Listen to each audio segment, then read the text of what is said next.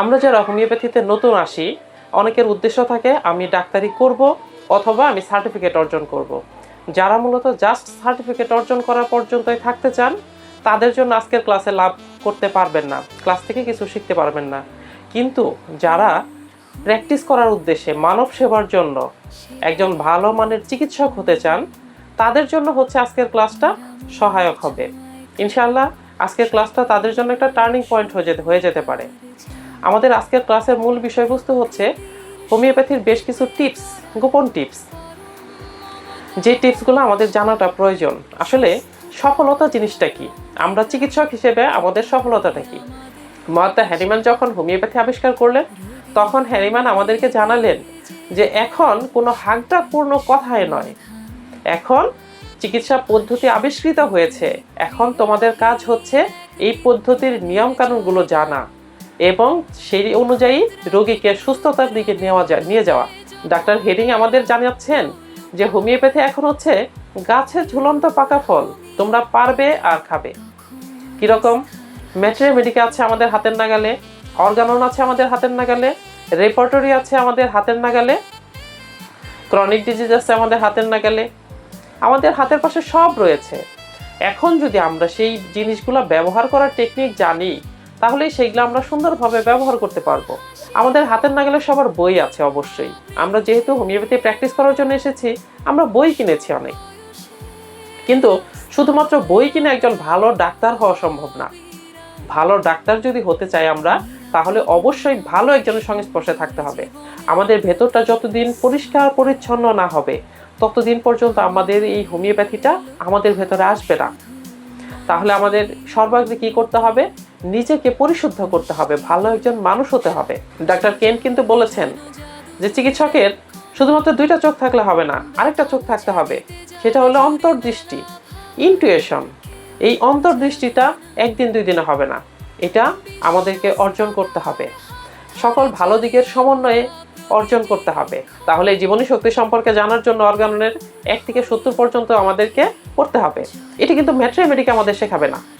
Materia আমাদের knowledge দিবে হচ্ছে মেডিসিন সম্পর্কে, জাস্ট মেডিসিন, অর্থাৎ একটা মেডিসিন সুস্থ দেহে প্রুভিং করাকালে কি কি লক্ষণ উৎপাদন করেছে, সেই লক্ষণগুলোই দিবে আমাদেরকে ম্যাটেরিয়া। এই লক্ষণের জ্ঞানটা আমরা জাস্ট এই লক্ষণের জ্ঞানগুলা আমরা পাবো ম্যাটেরিয়া থেকে। ঔষধ কি কি লক্ষণ উৎপাদন করেছে সুস্থ দেহে, এতটুকুই। যদি ক্রনিক ডিজিজ হয় তাহলে তো দ্বিতীয়বার, তৃতীয়, চতুর্থ অনেকবার আসতে হবে। যদি অ্যাকিউট ডিজিজ হয় তাহলে তো একবারের ওষুধে রোগী সুস্থ হয়ে যাবে। কিন্তু ক্রনিক ডিজিজেই হচ্ছে যত বিপত্তি। এই বিপত্তিগুলোর জন্য সমাধানও মহাত্মা হ্যানিম্যান 200 বছর আগে আমাদের দিয়ে গিয়েছেন। এটা কিন্তু ম্যাটেরিয়াতে লেখা নেই যে সেকেন্ড প্রেসক্রিপশন কেমন হবে, কোনো রেপার্টরিতেও লেখা নেই যে সেকেন্ড প্রেসক্রিপশন কেমন হবে, কোনো ক্রনিক ডিজিজেও লেখা নেই যে সেকেন্ড প্রেসক্রিপশনটা কীরকম হবে। আর অন্যান্য বই তো বাদই দিলাম। তাহলে এই সমাধান সুন্দরভাবে মহাত্মা হ্যানিম্যান অর্গাননের মধ্যে আমাদের দিয়ে গিয়েছেন যে সেকেন্ড প্রেসক্রিপশন কেমন হবে। রোগীর উন্নতি যে হচ্ছে, আমরা শুধু ওষুধই সেবন করাচ্ছি, কিন্তু উন্নতি আমরা বুঝতেছি না। উন্নতি বোঝার জন্য হ্যানিম্যান কিন্তু আমাদের একটি মানদণ্ড দিয়েছেন। বলবে যে না, হোমিওপ্যাথিতে কাজ হয় না, হোমিওপ্যাথিতে দেরিতে রোগ সারে। এই রোগে ভুগতে ভুগতে যদি সে অপচিকিৎসা নেয়, বিসদৃশ চিকিৎসা নেয়, তাহলে তার পরিণতি কি হতে পারে সেইটা একজন ম্যাটেরিয়া ডাক্তার বুঝতে পারবে না। সেটা বুঝতে পারবে অর্গানন পড়ুয়া ডাক্তার।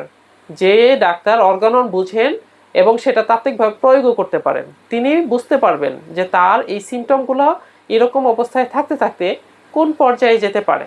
কারণ হ্যানিম্যান আমাদের জানিয়েছেন যে আরোগ্যের জন্য সব দায়িত্ব চিকিৎসকের নয়, কিছু দায়িত্ব রোগীদেরও রয়েছে।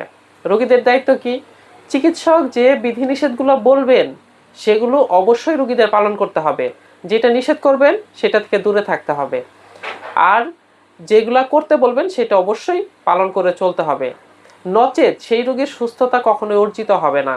ওই রোগীটা শুধুমাত্র একের পর এক রোগে জর্জরিত হতে থাকবে। সৃষ্টিকর্তা এত সুন্দরভাবে মানুষ সৃষ্টি করলেন, রোগের থেকে মুক্ত হওয়ার কোনো পথ রাখেন, এমনটা হতেই পারে না।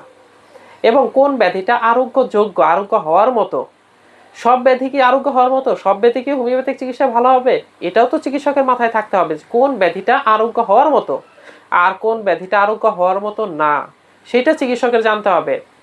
সেটা জানার মানদণ্ড তো অর্গাননের 14 নম্বর সূত্রে হ্যানিম্যান বলে গিয়েছেন। শুরুতে আমি এআই ব্যবহার করলাম, আর্টিফিশিয়াল ইন্টেলিজেন্সিয়া ব্যবহার করলে আপনার যে বুদ্ধিমত্তা আছে সেই বুদ্ধিমত্তাটা আস্তে আস্তে নষ্ট হয়ে যাবে, আমাদের সৃজনশীলতা নষ্ট হয়ে যাবে। আমাদের যে আবিষ্কার করার জ্ঞান, প্রতিটা রোগীতেই তো আমরা আবিষ্কার করি। কি আবিষ্কার করি? এক একটা রোগ চিত্র আবিষ্কার করি। অ্যাকিউটকে যে ওষুধ নির্বাচন করাটা একদম পানির মতো সোজা। কিরকম? রোগী যখন রোগ নিয়ে আসবে তার রোগের কথা একদম স্পষ্ট মনে থাকে, একদম মানে সজীব টাটকা, সিমটমগুলো একদম টাটকা থাকে এবং কোনো মিক্সড থাকে না, কোনো লক্ষণের সাথে মিক্সড থাকে না, যেটা ক্রনিক ডিজিজে থাকে। তাহলে পরিপূর্ণভাবে পরীক্ষিত যে ওষুধগুলো, এগুলো আমরা কিভাবে বুঝতে পারবো? এটা বোঝার জন্য কিছু টেকনিক আছে। যে ওষুধটা নির্বাচন করব সেই ওষুধের উপযোগিতা দেহের মধ্যে আছে কিনা এটা আমাদেরকে নিশ্চিত হতে হবে। সেই ওষুধ, যে ওষুধ আমরা নির্বাচন করব সেই ওষুধের উপযোগিতা দেহে আছে কিনা এটাও তো আমাদের বুঝতে হবে। মোদ্দা কথা, আমাদের চিকিৎসকদের চতুর্মুখী জ্ঞানের প্রয়োজন, সব দিক জ্ঞানের প্রয়োজন, উপস্থিত বুদ্ধির প্রয়োজন, তারপর অ্যানাটমি, ফিজিওলজি, প্যাথোলজি এগুলোর জ্ঞানও প্রয়োজন। মানব দেহ সুস্থ অবস্থায় কেমন অবস্থায় থাকে এই অবস্থার জ্ঞানও প্রয়োজন। এই সফলতা অর্জন করতে হলে আমাদেরকে চতুর্মুখী জ্ঞান অবশ্যই অর্জন করতে হবে। তার আগে হচ্ছে আমাদেরকে অর্গাননের জ্ঞান অর্জন করতে হবে। আমি যতক্ষণ কথাগুলো বলেছি আমি বেশিরভাগ কথা বলেছি হচ্ছে অর্গানন থেকে। আগে তো আমরা অর্গানন ষষ্ঠ সংস্করণটা বুঝে নেই, তারপরে যদি আপডেট প্রয়োজন হয় সপ্তম সংস্করণ, তাহলে কেউ একজন করবেন নিশ্চয়ই। হ্যানিম্যানের সময়ও এই অর্গাননকে না বুঝতে পারার জন্য হ্যানিম্যানের কাছে চিঠি লিখতেন যে হ্যানিম্যান সাহেব আপনি যে অর্গাননটা লিখছেন এই অর্গাননটা তো আমরা বুঝি না, এর চাইতে সহজ কোনো কিছু কি আমাদেরকে দেওয়া যায়? তখন হ্যানিম্যান তাদের উত্তরে বলেছিলেন যে অর্গাননে এত সুন্দর দিক নির্দেশনা থাকার পরেও আরও বিশেষ দিক নির্দেশনার জন্য প্রত্যাশা করা হয়। হোমিওপ্যাথিতেও রোগী পর্যবেক্ষণ যে যেভাবেই করুক রেজাল্ট কিন্তু একটাই আসে, ওষুধ কিন্তু একটাই আসবে। সেটা আমার ভুল পদক্ষেপ ছিল। কিন্তু যখন আমি অর্গানন পড়া শুরু করেছি, এখন যখন এই অর্গানন একটু একটু 1%, 0.5% বুঝতে শিখেছি, তখন মনে হচ্ছে আমার ওই দিনগুলো নিয়ে হাসি যে হ্যাঁ কতই না বোকা ছিলাম তখন। অথচ তখন ফার্স্ট ইয়ারে পড়লে গাইডলাইন দেওয়ার মতো লোক ছিল না যে অর্গানন পড়ো, সবাই বলতো ম্যাট্রিয়া পড়ো, রেপার্টরি দেখো, ক্রনিক ডিজিজ দেখো। ওই রকম দৃষ্টিভঙ্গি আমরা এড়াতে পারি যদি আমাদের অর্গাননের 1 থেকে 291টা সূত্রের যে জ্ঞান, এই জ্ঞানটা আমরা ধাপে ধাপে সিরিয়ালি অর্জন করতে পারি। তাহলে এই জ্ঞান অর্জনের জন্য আমাদের কি করতে হবে? অর্গাননটাকে সেকেলে বলে বইয়ের সবার নিচের তাকে একদম ধুলো জমে ময়লা পড়ে আছে, 6 মাসে একবার ব্যবহার করি কিনা সন্দেহ, ওই রকমভাবে ফেলে রাখলে হবে না। সাফল্যের মূল চাবিকাঠি আপনার কাছেই রয়েছে, আপনার আলমারির যে নিচে ধুলো পড়া বইটা, সেই বইটার ভিতরেই রয়ে গিয়েছে। এইটা যদি আমরা পড়তে পারি তাহলে দেখবেন সফলতা আপনার পিছনে দৌড়াবে। হ্যানিম্যান দেখলেন একটা রোগ হোমিওপ্যাথিতে সারতেছে, সারার পরে সেই রোগটা আবার ফিরে আসতেছে। কেন ফিরে আসতেছে? এরকমটি হয়তো হওয়ার কথা না। রোগী যদি তার অনুকূল পরিবেশে থাকে, কোনো প্রতিকূল পরিবেশে না যায়, তাহলে সেই রোগটা আবার রিল্যাক্স করার কথা না। কেন হইতেছে? এই কেনর উত্তর খুঁজতে তাকে 12 বছর গবেষণা করতে হয়েছিল। এবং এই 12 বছর গবেষণা যে করেছেন, সঙ্গে রেখেছিলেন 2 জন ছাত্রকে, যাতে তিনি মারা গেলেও তার এই আবিষ্কারটা হারিয়ে না যায়। যেই 12 বছরের গবেষণার ফসল হচ্ছে ক্রনিক ডিজিজ বই, যেটা সোরা, সিফিলিস এবং সাইকোসিস, এই 3টা মাইজম নিয়ে। সফলতা শুধুমাত্র রেপার্টরির মধ্যে যে তা না, ম্যাট্রিয়া মধ্যে তা না, সফলতা মূলত হচ্ছে অর্গাননের মধ্যে এবং ক্রনিক ডিজিজের মধ্যে। রেপার্টরিতে সহায়ক বই আর ম্যাট্রিয়া তো ঔষধ। এই ঔষধ হচ্ছে অস্ত্র। এই অস্ত্র চালানোর কৌশলটাই যদি আমরা না জানি তাহলে তো আমরা প্রতিটা রোগীতেই ফেল করব, আরোগ্যযোগ্য রোগীতে আমরা ফেল করব। তখন আমাদের ব্যর্থতার দায়টা হোমিওপ্যাথির উপরে আসবে। আমি ডাক্তার হিসেবে, আমি একজন হোমিওপ্যাথি হিসেবে ফেল করতে পারি, কারণ আমার জানার কমতি থাকতে পারে, ঘাটতি থাকতে পারে, আমি পড়াশোনা করিনি, আমি জানি না। কিন্তু যদি আমি হোমিওপ্যাথি করতাম, বিশুদ্ধ হোমিওপ্যাথি করতাম, হ্যানিম্যান যেটা আমাদের শিখিয়েছেন সেই হোমিওপ্যাথি যদি করতাম, তাহলে তো ব্যর্থ হওয়ার সুযোগ নেই আরোগ্যযোগ্য কেসে। যদি আমরা এই অর্গাননটাকে আঁকড়ে ধরি ততক্ষণ আমরা হোমিওপ্যাথি থেকে ছিটকে পড়বো না। মুসলমান যারা আছি আমরা যতদিন কোরআন এবং হাদিসকে আঁকড়ে ধরে থাকবো ততদিন পথভ্রষ্ট হব না। ঠিক তেমনি হোমিওপ্যাথির ক্ষেত্রে আমরা যারা হোমিওপ্যাথি আছি, অর্গাননকে, ক্রনিক ডিজিজকে, ম্যাট্রিয়া রেপার্টরিকে যতদিন আঁকড়ে ধরে থাকবো ততদিন আমাদের এই 5, 7টা, 10টা ওষুধ দিয়ে রোগীদের চিকিৎসা দিতে হবে না। যে অন্ধকারে ঢিল ছুড়লাম, একটা না একটা লাগবেই। প্যাটার্ন ওষুধ ব্যবহার করতে হবে না। যারা প্যাটার্ন ওষুধ ব্যবহার করে তারা আজ থেকেই বাদ দিব, কখনোই আর ব্যবহার করবো না ইনশাআল্লাহ। কারণ আমরা হোমিওপ্যাথ হব, ডাক্তার স্যামুয়েল হ্যানিম্যানের অনুসারী হব হোমিওপ্যাথিতে।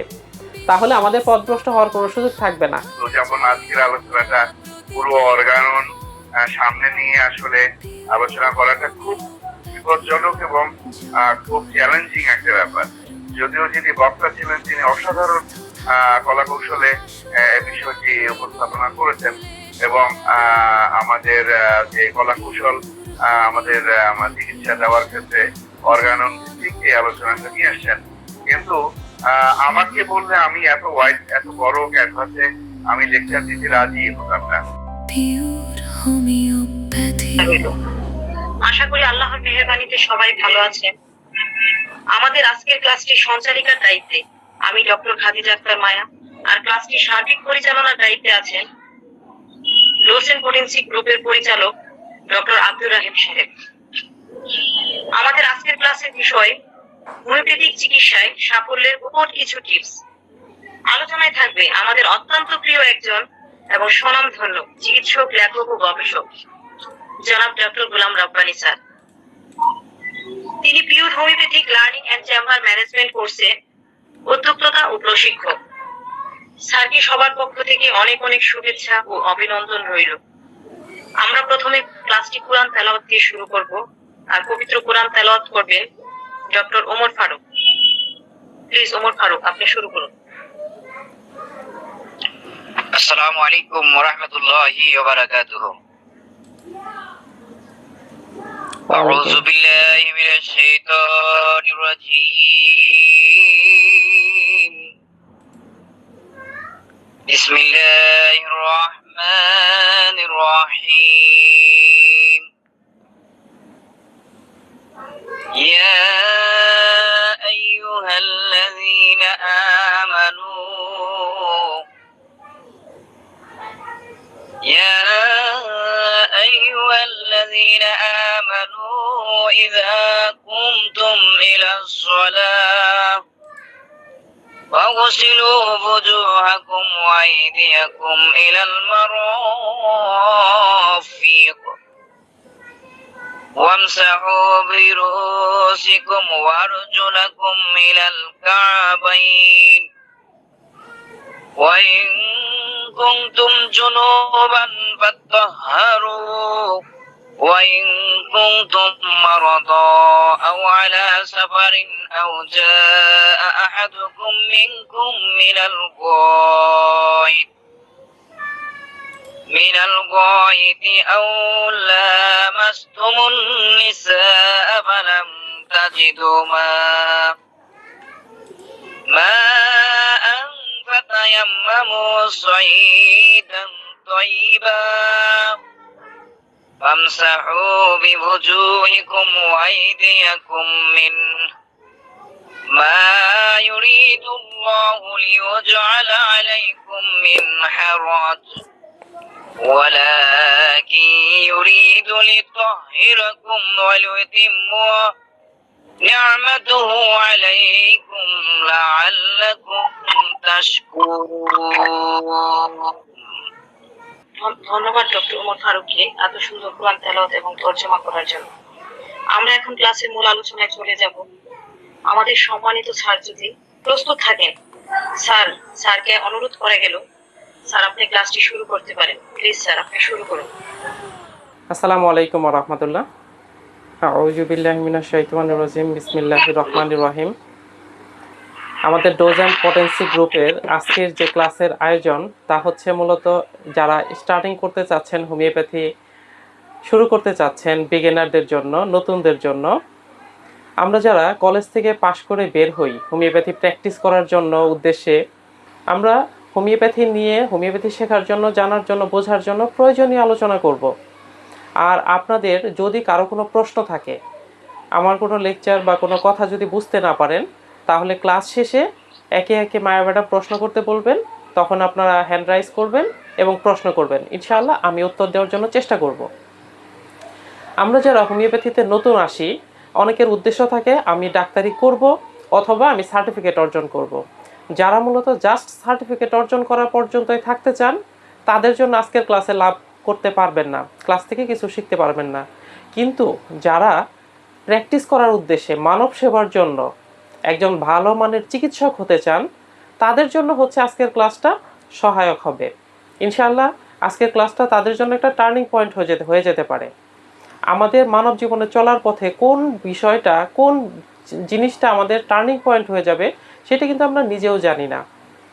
এই জন্য আমরা যদি মনোযোগ দিয়ে ক্লাসগুলো করি, অন্যের কথা শুনি, পজিটিভ কথাগুলো শুনি, তাহলে আমাদের সেই দিকটাই টার্নিং পয়েন্ট হয়ে যেতে পারে এবং সেটাই আমাদের সাফল্যের মূল চাবিকাঠি হয়ে যেতে পারে। আমাদের আজকের ক্লাসের মূল বিষয়বস্তু হচ্ছে হোমিওপ্যাথির বেশ কিছু টিপস, গোপন টিপস, যে টিপসগুলো আমাদের জানাটা প্রয়োজন। আসলে সফলতা জিনিসটা কি, আমরা চিকিৎসক হিসেবে আমাদের সফলতাটা কি, আমরা একজন হোমিওপ্যাথ, সেই হিসেবে আমাদের একটা সফলতা থাকতে হবে, একটা এইম থাকতে হবে, লক্ষ্য থাকতে হবে। প্রতিটা রোগীর ক্ষেত্রে আমাদের একটা এইম থাকবে যে হ্যাঁ, এই রোগীটা যতক্ষণ না পূর্ব স্বাস্থ্যে ফিরে যায় ততক্ষণ পর্যন্ত আমার কাজটা চালিয়ে যেতে হবে। আমার কি কাজ, আমার যে দায়িত্ব রয়েছে সেই দায়িত্বটা আমার যথাযথভাবে পালন করতে হবে। কীরকম দায়িত্ব? মহাত্মা হ্যানিম্যান আমাদেরকে বলেছেন যে চিকিৎসকের সর্বোচ্চ এবং একমাত্র কাজ হচ্ছে পীড়িতকে সুস্থ করা। এটাকেই আরোগ্য বলা হয়। সুস্থ করা মানে পূর্ব স্বাস্থ্যে ফিরিয়ে দেওয়া। পূর্ব স্বাস্থ্যটা কি? অসুস্থ হওয়ার আগে যে স্বাস্থ্যটা ছিল সেই স্বাস্থ্যে ফিরিয়ে দেওয়া হচ্ছে চিকিৎসকের দায়িত্ব এবং তার একমাত্র কাজ, যাকে মহাত্মা হ্যানিম্যান মিশন হিসেবে আখ্যায়িত করেছেন। মিশন শব্দটার অনেক তাৎপর্য রয়েছে, যে কোনো গুরুত্বপূর্ণ কাজে দায়িত্বপ্রাপ্ত ব্যক্তিদের কাজের ক্ষেত্রে এই মিশন শব্দটা ব্যবহার করা হয়। তো আমাদের এই কাজটা কতটা গুরুত্বপূর্ণ আমরা যদি একটু গভীরভাবে অনুসন্ধান করি তাহলে আমরা বুঝতে পারবো যে হ্যাঁ, আমাদের কাজটা হচ্ছে মানুষের জীবন মৃত্যু নিয়ে। এখানে কোনো হেয়ালিপনা খাটবে না, কোনো খামখেয়ালিপনা খাটবে না, কোনো মন মতলবী কিছু খাটবে না, কোনো কল্পনাপ্রসূত কিছু খাটবে না। হ্যানিম্যান সেটাই আমাদেরকে শিখিয়েছেন যে কোনো কল্পনার স্থান নেই এখানে, একদম বৈজ্ঞানিক সত্য। আজ থেকে 200 বছর আগে হোমিওপ্যাথি যখন মহাত্মা হ্যানিম্যান আবিষ্কার করেছেন তখন সিনকোনা বা চায়না ওষুধ যে লক্ষণ উৎপাদন করেছে আজকেও সেই ওষুধটা একই লক্ষণ উৎপাদন করে সুস্থ দেহে, আর অসুস্থ দেহে সেই লক্ষণগুলোই আরোগ্য করে। এটা যদি 500, 1000, 5000 বছর পরেও প্রুভিং করা হয় তাহলেও একই ঘটবে। বিজ্ঞান তো তাই, যে এক দেশে প্রুভিং করলে একটা লক্ষণ আবার অন্য দেশে প্রুভিং করলে আরেকটা লক্ষণ, এটা তো বিজ্ঞান না। যে এক দেশে প্রুভিং করলে যে লক্ষণগুলো আসছে ওই লক্ষণগুলাই যেখানেই প্রুভিং করা হোক, সে তার মৌলিক যে সত্তা সেই মৌলিক দিকগুলা সৃষ্টিকর্তা তার মধ্যে যা ইনক্লুড করে দিয়েছে সেইটা সে প্রকাশ করবেই। এবং কোথায় করবে? সুস্থ মানব দেহে। সৃষ্টিকর্তা আমাদের জন্য কত সুন্দর করে সাজিয়ে রেখেছেন প্রকৃতির মধ্যে ওষুধগুলোকে। কিভাবে সাজিয়ে রেখেছেন মহাত্মা হ্যানিম্যান আমাদের জানাচ্ছেন যে একটা টবের মধ্যে যদি আমরা 5 রকমের ফুল গাছ বপন করি, 5টা ফুল গাছের চারা বা ফুল গাছের বীজ বপন করলাম, সেইখানে আমরা একই আলো, একই বাতাস, পানি, সার সবকিছু একই দেওয়া হচ্ছে, কিন্তু সেইখানে 5 রকমের ফুলই ফুটতেছে। কেউ কারো বৈশিষ্ট্য নিচ্ছে না, কেউ কারোটা গ্রহণ করছে না। এই যে স্বাতন্ত্রতা, এই স্বতন্ত্রতাটা কে রক্ষা করে? যিনি রক্ষা করেন তিনিই মহান স্রষ্টার দায়িত্বই পালন করছেন। মহাত্মা হ্যানিম্যান কত সুন্দর করে আমাদের বোঝাচ্ছেন যে মহাত্মা হ্যানিম্যান বলছেন যে সৃষ্টিকর্তা এত সুন্দর অবয়বে মানুষকে সৃষ্টি করলেন, কিন্তু সেই মানুষ অসুস্থ হলে, রোগে আক্রান্ত হলে সেই রোগে আক্রান্ত থেকে সুস্থতার কোনো পথ রাখেননি। এত বড় ব্লাসফেমাস, মানে ঈশ্বর নিন্দক, সৃষ্টিকর্তা নিন্দক আমি কিভাবে হই?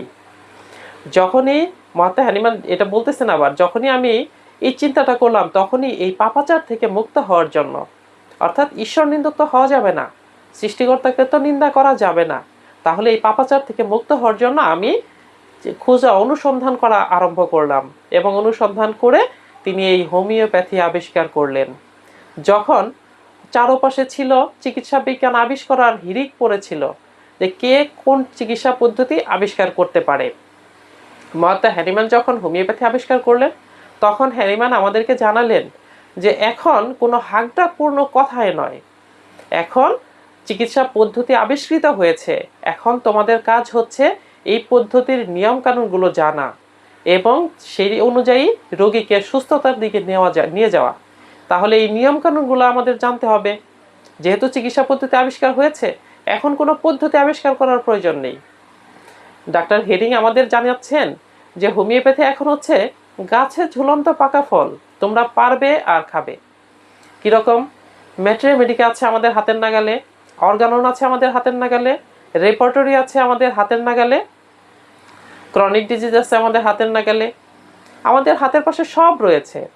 এখন যদি আমরা সেই জিনিসগুলো ব্যবহার করার টেকনিক জানি, তাহলে সেইগুলো আমরা সুন্দরভাবে ব্যবহার করতে পারবো। আমি একটি ছোট গল্প বলতেছি। অনেক সময় যারা হোমিওপ্যাথির নতুন আছেন তারা তাদের স্যারদের কাছে বা তাদের বড়দের কাছে, সিনিয়রদের কাছে প্রশ্ন করেন যে স্যার এই রোগীতে কোন মেডিসিনটা আসবে, ওই রোগীতে কোন মেডিসিনটা আসবে। অর্থাৎ এটা এরকম যে আমার বাড়ির পাশে একজন প্রতিবেশী আছে, সেই প্রতিবেশী আমার কাছে প্রত্যেকদিন মাছের জন্য আসে, আমি তাকে একটি করে মাছ প্রতিদিন দিয়ে দিচ্ছি। কিন্তু যখন আমি অসুস্থ অথবা আমি বাসায় নেই অথবা আমি কোনো জায়গায় গিয়েছি, তখন ওই প্রতিবেশীটা ওই দিন না খেয়ে থাকবে, কারণ তার কাছে তো মাছ নেই, সে কি রান্না করে খাবে। আর যদি আমি তাকে মাছ ধরাটা শিখিয়ে দিই, অর্থাৎ এইভাবে এইভাবে আপনাকে মাছ ধরতে হবে, তাহলে আপনি মাছ ধরে সারা জীবন খেতে পারবেন। আমরা সেই কাজটা করার চেষ্টা করব যে মাছটা কিভাবে ধরতে হবে, এই ধরার টেকনিকটা আমরা জানিয়ে দেব। টেকনিকটা কি তাহলে? যে আমরা মাছ কিভাবে ধরবো, কখন কিভাবে টোপ ফেলতে হবে, কতটুকু পানিতে কতটুকু টোপ ফেলতে হবে, গভীর পানিতে কিভাবে টোপ দিতে হবে, অল্প পানিতে কিভাবে, বড় মাছ ধরার জন্য কিভাবে, ছোট মাছ ধরার জন্য কিভাবে, এই যে বিষয়গুলা, এই বিষয়গুলো আমাদের উস্তাদরা আমাদের শিখিয়ে দিবেন। আমাদের যে শিক্ষকরা আছেন, আমাদের শিক্ষকরা আমাদেরকে জানিয়ে দেবেন। আমাদের হাতের নাগালে সবার বই আছে অবশ্যই। আমরা যেহেতু হোমিওপ্যাথি প্র্যাকটিস করার জন্য এসেছি, আমরা বই কিনেছি অনেক, কিন্তু শুধুমাত্র বই কিনে একজন ভালো ডাক্তার হওয়া সম্ভব না। ভালো ডাক্তার যদি হতে চাই আমরা, তাহলে অবশ্যই ভালো একজনের সংস্পর্শে থাকতে হবে। কারণ ওই যে ওই গল্পের মতো, একজন লোক বলেছে যে তুমি যদি আতরের দোকানে যাও, তাহলে তুমি আতর কিনো বা না কিনো, আতরের একটা ঘ্রাণ তোমার সাথে আসবে। আর তুমি যদি কামারের ঘরে যাও, যেখানে আগুনে পুড়িয়ে লোহা বানানো হয়, লোহাকে রূপান্তর করা হয়, সেই কামারের ঘরে যদি যাও, তাহলে তুমি কামারের কাছে কোনো কিছু বানাও বা না বানাও, আগুনের একটা ধোঁয়ার গন্ধ তোমার শরীর থেকে আসবে। তো আমরা যখন একজন ভালো হোমিওপ্যাথির সংস্পর্শে থাকব, তখন আমরা তার থেকে ভালো কিছু পাবো। আর আমাদের যদি নেওয়ার ক্যাপাসিটি থাকে, আমাদের ভেতরটা যদি ভালো থাকে, পবিত্র থাকে, তাহলে অবশ্যই আমরা এই পবিত্র জিনিসটা গ্রহণ করতে পারবো। আর আমাদের ভেতরটা যদি কলুষিত থাকে, সকল মিথ্যে দ্বারা আবৃত, সকল অনৈতিক কাজ দ্বারা আবৃত, সকল অবৈধ কাজ দ্বারা আমাদের ভেতরটা কলুষিত, তাহলে কিন্তু আমরা এই ঐশ্বরিক যে সত্যটা, যেটা সিমিলিয়া সিমিলিবাস কিউরেন্টার, সদৃশ্যে আরোগ্য, সৃষ্টিকর্তার এই জোড়া যে তত্ত্ব, যে হোমিওপ্যাথি, এই হোমিওপ্যাথি আমাদের ভেতরে প্রবেশ করবে না। অনেক বই থাকলে লাভ নেই, সেটা থেকে জিস্ট নির্যাস নেওয়ার যে জ্ঞানটা, এটা আমাদের থাকতে হবে। মহাত্মা হ্যানিম্যান আমাদের জানিয়েছেন না, কোনো মিথ্যাবাদী যেন আমার ওষুধের বাক্স স্পর্শ না করে। আমাদেরকে মিথ্যাবাদী হওয়া যাবে না, আমাদের অন্তরটা কলুষিত হওয়া যাবে না, অন্তরটা পবিত্র থাকতে হবে। অর্থাৎ একটি পাত্রে যদি আমরা দুধ রাখি, সেই পাত্রে যদি আগে থেকে কোনো কিছু নেগেটিভ কিছু থেকে থাকে, একটু চোনা থেকে থাকে, একটু টক থেকে থাকে, যত ভালো দুধ আপনি পাত্রের মধ্যে রাখেন, দুধটা ভালো থাকবে না। ঠিক তেমনি আমাদের ভেতরটা যতদিন পরিষ্কার পরিচ্ছন্ন না হবে, ততদিন পর্যন্ত আমাদের এই হোমিওপ্যাথিটা আমাদের ভেতরে আসবে না। তাহলে আমাদের সর্বাগ্রে কি করতে হবে? নিজেকে পরিশুদ্ধ করতে হবে, ভালো একজন মানুষ হতে হবে। একজন ভালো যদি মানুষ হতে পারি এবং যদি হোমিওপ্যাথি শেখার প্রতি আগ্রহ থাকে, তাহলে আমরা এই পবিত্র হোমিওপ্যাথিটা, সিমিলিয়া সিমিলিবাস কিউরেন্টার, এই যে থিওরিটা, সদৃশ্য আরোগ্য, এই থিওরিটা আমরা মনের মধ্যে অনুধাবন করতে পারবো। ডাক্তার কেন কিন্তু বলেছেন যে চিকিৎসকের শুধুমাত্র দুইটা চোখ থাকলে হবে না, আরেকটা চোখ থাকতে হবে, সেটা হলো অন্তর্দৃষ্টি, ইনটুইশন। এই অন্তর্দৃষ্টিটা একদিন দুই দিনে হবে না, এটা আমাদেরকে অর্জন করতে হবে, সকল ভালো দিকের সমন্বয়ে অর্জন করতে হবে। হোমিওপ্যাথির সাথে প্রকৃতির অনেক সাদৃশ্য রয়েছে। যেমন যে ছেলেটা যোগ হিসেবে ভালো, বা ছেলেটার এই দিকগুলো ভালো, কিন্তু সর্বাঙ্গীনভাবে না, ভালো না।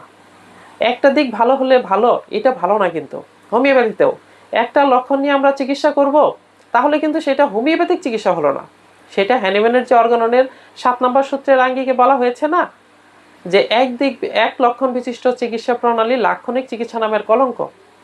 রোগীর একটা লক্ষণ নিয়ে যে চিকিৎসা করলাম, সেটা কিন্তু হোমিওপ্যাথিক হলো না, সেটা অন্যপ্যাথিক হলো, সেটা লাক্ষণিক চিকিৎসা নামের কলঙ্ক। এটা আমাদের করা যাবে না।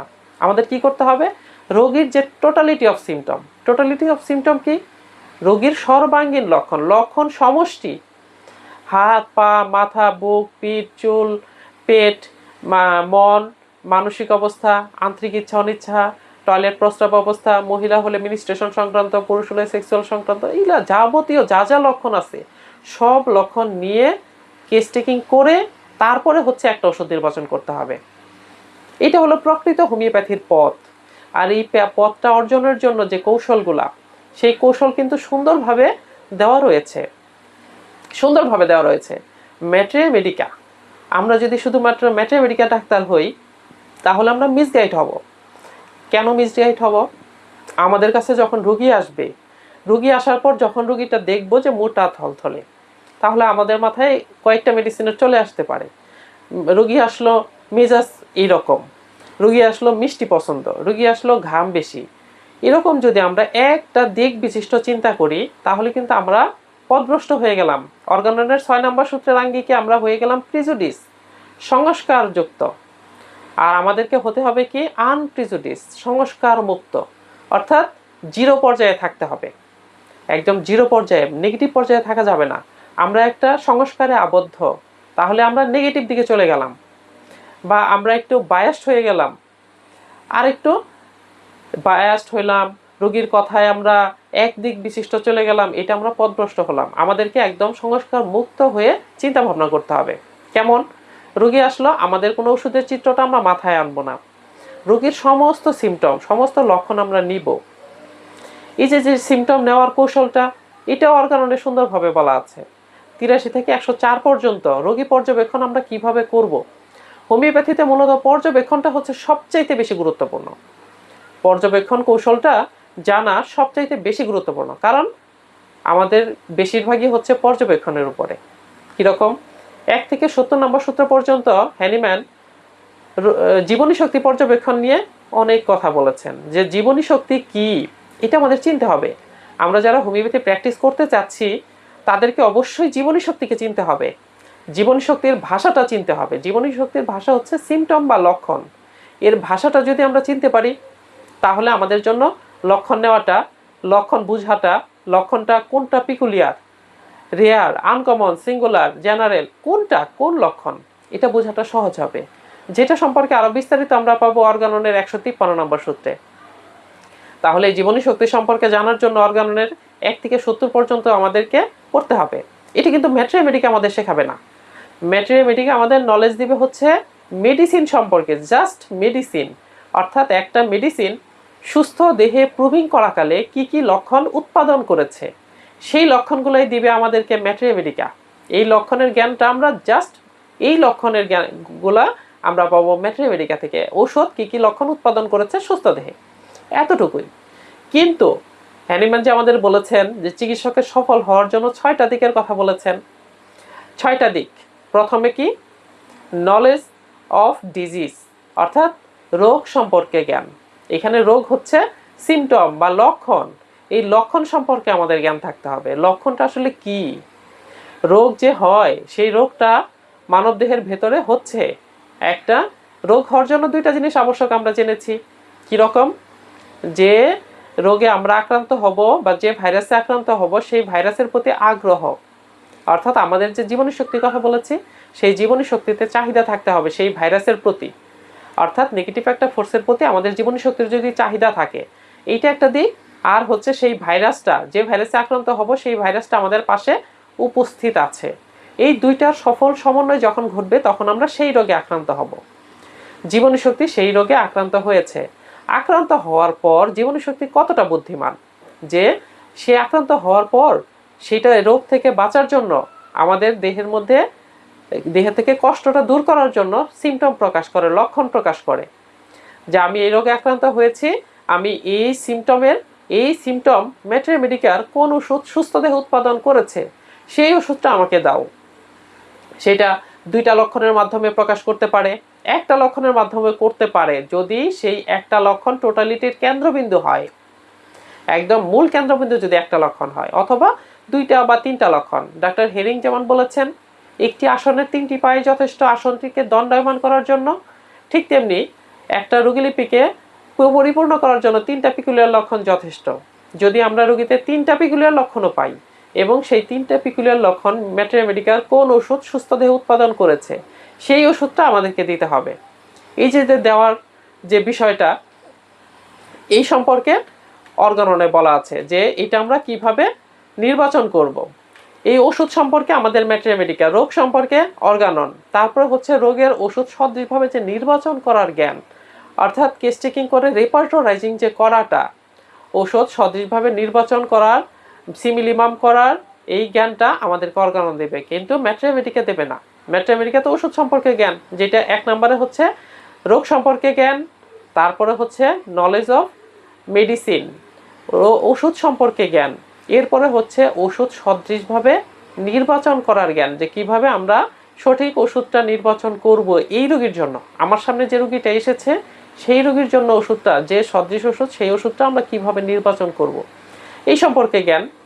এখন আমরা এই জ্ঞানটা অর্গানন থেকে অর্জন করলাম, করার পরে হচ্ছে যে ওষুধটা আমরা নির্বাচন করলাম রোগীর জন্য, এই ওষুধটা আমরা কিভাবে দিব রোগীকে, কিভাবে প্রস্তুত করব, এই সম্পর্কে আমাদের জ্ঞান অর্জন করতে হবে।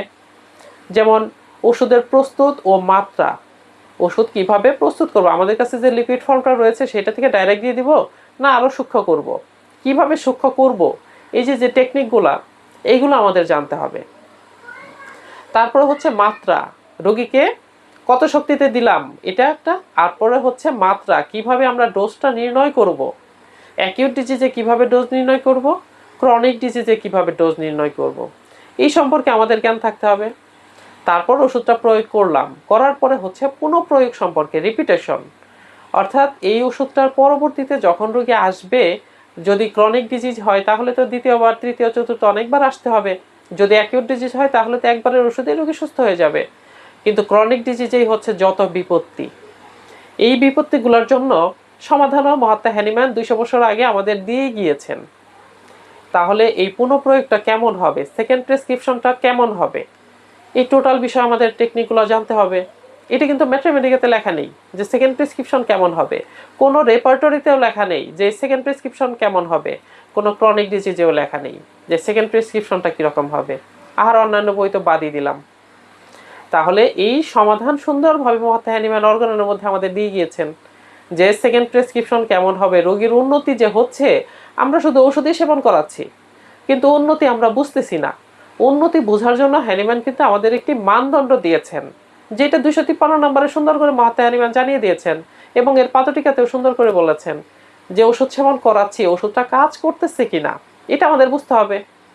এটা যদি না বুঝি, এটা যদি না রোগীদেরকে বোঝাতে পারি, জানাতে পারি, তাহলে তো রোগী তার টিকবে না, বলবে যে না, হোমিওপ্যাথিতে কাজ হয় না, হোমিওপ্যাথিতে দেরিতে রোগ সারে, এরকম নানান অজুহাত দাঁড় করাবে। তাহলে এটা আমাদের জানতে হবে এবং রোগীদেরকেও বোঝাতে হবে। এইটা যদি আমরা বোঝাতে পারি এবং আমাদের প্রগনোসিস জ্ঞান যদি ভালো থাকে, অর্থাৎ যে রোগীটা আসছে সেই রোগীর রোগের ভাবি ফলটা কি হতে পারে, অর্থাৎ এই রোগে ভুগতে ভুগতে যদি সে অপচিকিৎসা নেয়, বিসদৃশ চিকিৎসা নেয়, তাহলে তার পরিণতি কি হতে পারে, সেইটা একজন ম্যাট্রিমেডিকা ডাক্তার বুঝতে পারবে না। সেটা বুঝতে পারবে অর্গানন পড়ুয়া ডাক্তার, যে ডাক্তার অর্গানন বুঝেন এবং সেটা তাত্ত্বিকভাবে প্রয়োগও করতে পারেন। তিনি বুঝতে পারবেন যে তার এই সিমটমগুলো এরকম অবস্থায় থাকতে থাকতে কোন পর্যায়ে যেতে পারে। তাহলে আমাদের রোগের প্রগনোসিস জানতে হবে। 5 নাম্বার, 5টা বিষয়ে জ্ঞান অর্জন করলাম। এরপরে হচ্ছে আপনি সঠিক ওষুধ দিয়েছেন, সঠিকভাবে রোগীলিপি করেছেন, কিন্তু ওষুধটা ভালো রেসপন্স করছে না। সঠিক ওষুধ দেওয়ার পরেও দেখা যাচ্ছে যে ওষুধ ভালো কাজ করতেছে না। কেন করতেছে না?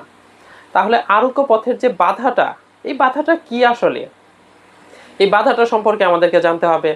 এই বাধাগুলো যদি আমরা অনুসন্ধান না করতে পারি, অর্থাৎ আপনি সঠিকভাবে ওষুধ প্রস্তুত করে দিলেন, আপনি দেওয়ার পর রোগী ঠিকমতো সেবন করতেছে অথবা করতেছে না, যদি করে তারপরে সে কুপথ্য করতেছে। যেমন হ্যানিম্যানের সময়, মহাত্মা হ্যানিম্যানের সময়ই মহাত্মা হ্যানিম্যান একজন মহিলাকে সিপিয়া দিয়েছেন। সিপিয়া দেওয়ার পর রোগী 1 সপ্তাহ, 2 সপ্তাহ, 1 মাস পরে এসে বলতেছে, হ্যানিম্যান সাহেব আমার তো রোগ সারতেছে না, এখন কি করব? হ্যাঁ, মহাত্মা হ্যানিম্যান দৃঢ় প্রত্যয়ী ছিলেন। তিনি নির্বাচন করেছেন ওষুধ সিপিয়া, কিন্তু কাজ করবে না এরকম তো হওয়ার কথা না, এরকমটা হতেই পারে না। আমি সঠিকভাবে সিপিয়া নির্বাচন করেছি, এই রোগীর জন্য সিপিয়াটাই পারফেক্ট, তাহলে কাজ হচ্ছে না, কেন হচ্ছে না? এটা নিয়ে চিন্তা ভাবনা করে একদিন তিনি প্রাতঃ ভ্রমণে বের হলেন, সকালবেলায় হাঁটতে বের হলেন। বের হয়ে সেই রুগীর বাড়িতে গেলেন। বাড়ির পাশ দিয়ে যাচ্ছিলেন, তখন খেয়াল করলেন যে মহিলাটা পাশে থেকে একটি গাছের মগডাল ভেঙে দাঁত মেসওয়াক করতেছেন। তো যে মেসওয়াকের অংশটা তিনি ফেলে দিয়েছিল, যে মগডাল ভেঙে একটা অংশ ফেলে দিয়েছে আর একটা অংশ দিয়ে সে মেসওয়াক করতেছে, ওই মেসওয়াক যে করতেছিল মগডাল অংশটা সে ঠুকুটে নিয়ে আসলো। নিয়ে এসে সেটা তখন পরীক্ষা করে দেখলেন যে এই ওষুধটা সিপিআর ক্রিয়াটাকে নষ্ট করে দেয়। তারপরে পরের দিন যখন রোগীটা আসলো, মহিলা আসার পর হ্যানিম্যান তাকে পরামর্শ দিলেন, আপনি এই যে গাছের ডাল দিয়ে দাঁত মেসওয়াক করেন সেটা করা বাদ দেন। সেটা করা বাদ দিয়েছে। বাদ দেওয়ার পরে তার রোগটা সেরে গিয়েছে।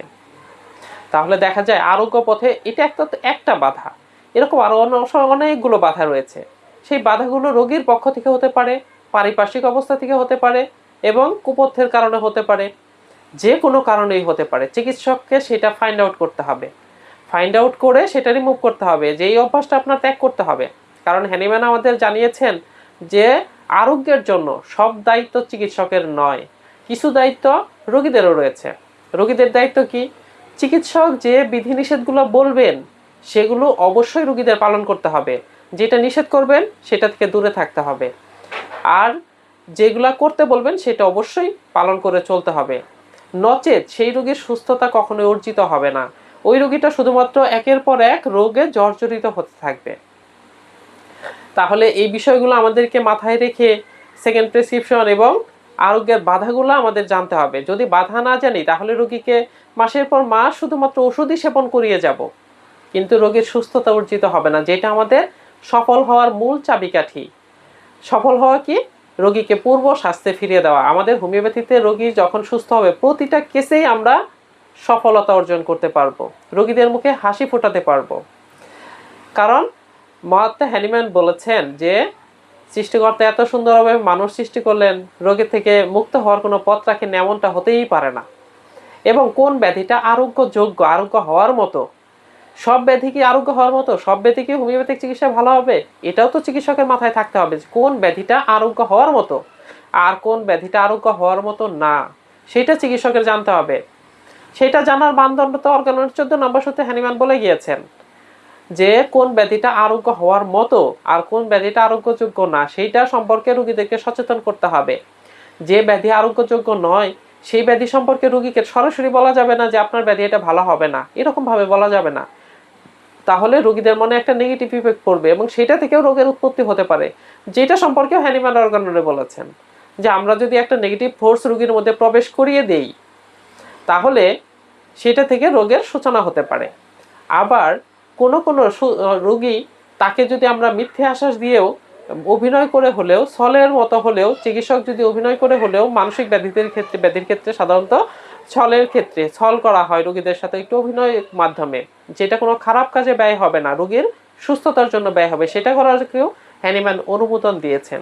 সেটার মাধ্যমেও রোগীরা একটা পজিটিভ দিকে ধাবিত হয়, সুস্থতার দিকে ধাবিত হয়, সাথে ঔষধ এবং পথ্যাপথ্য।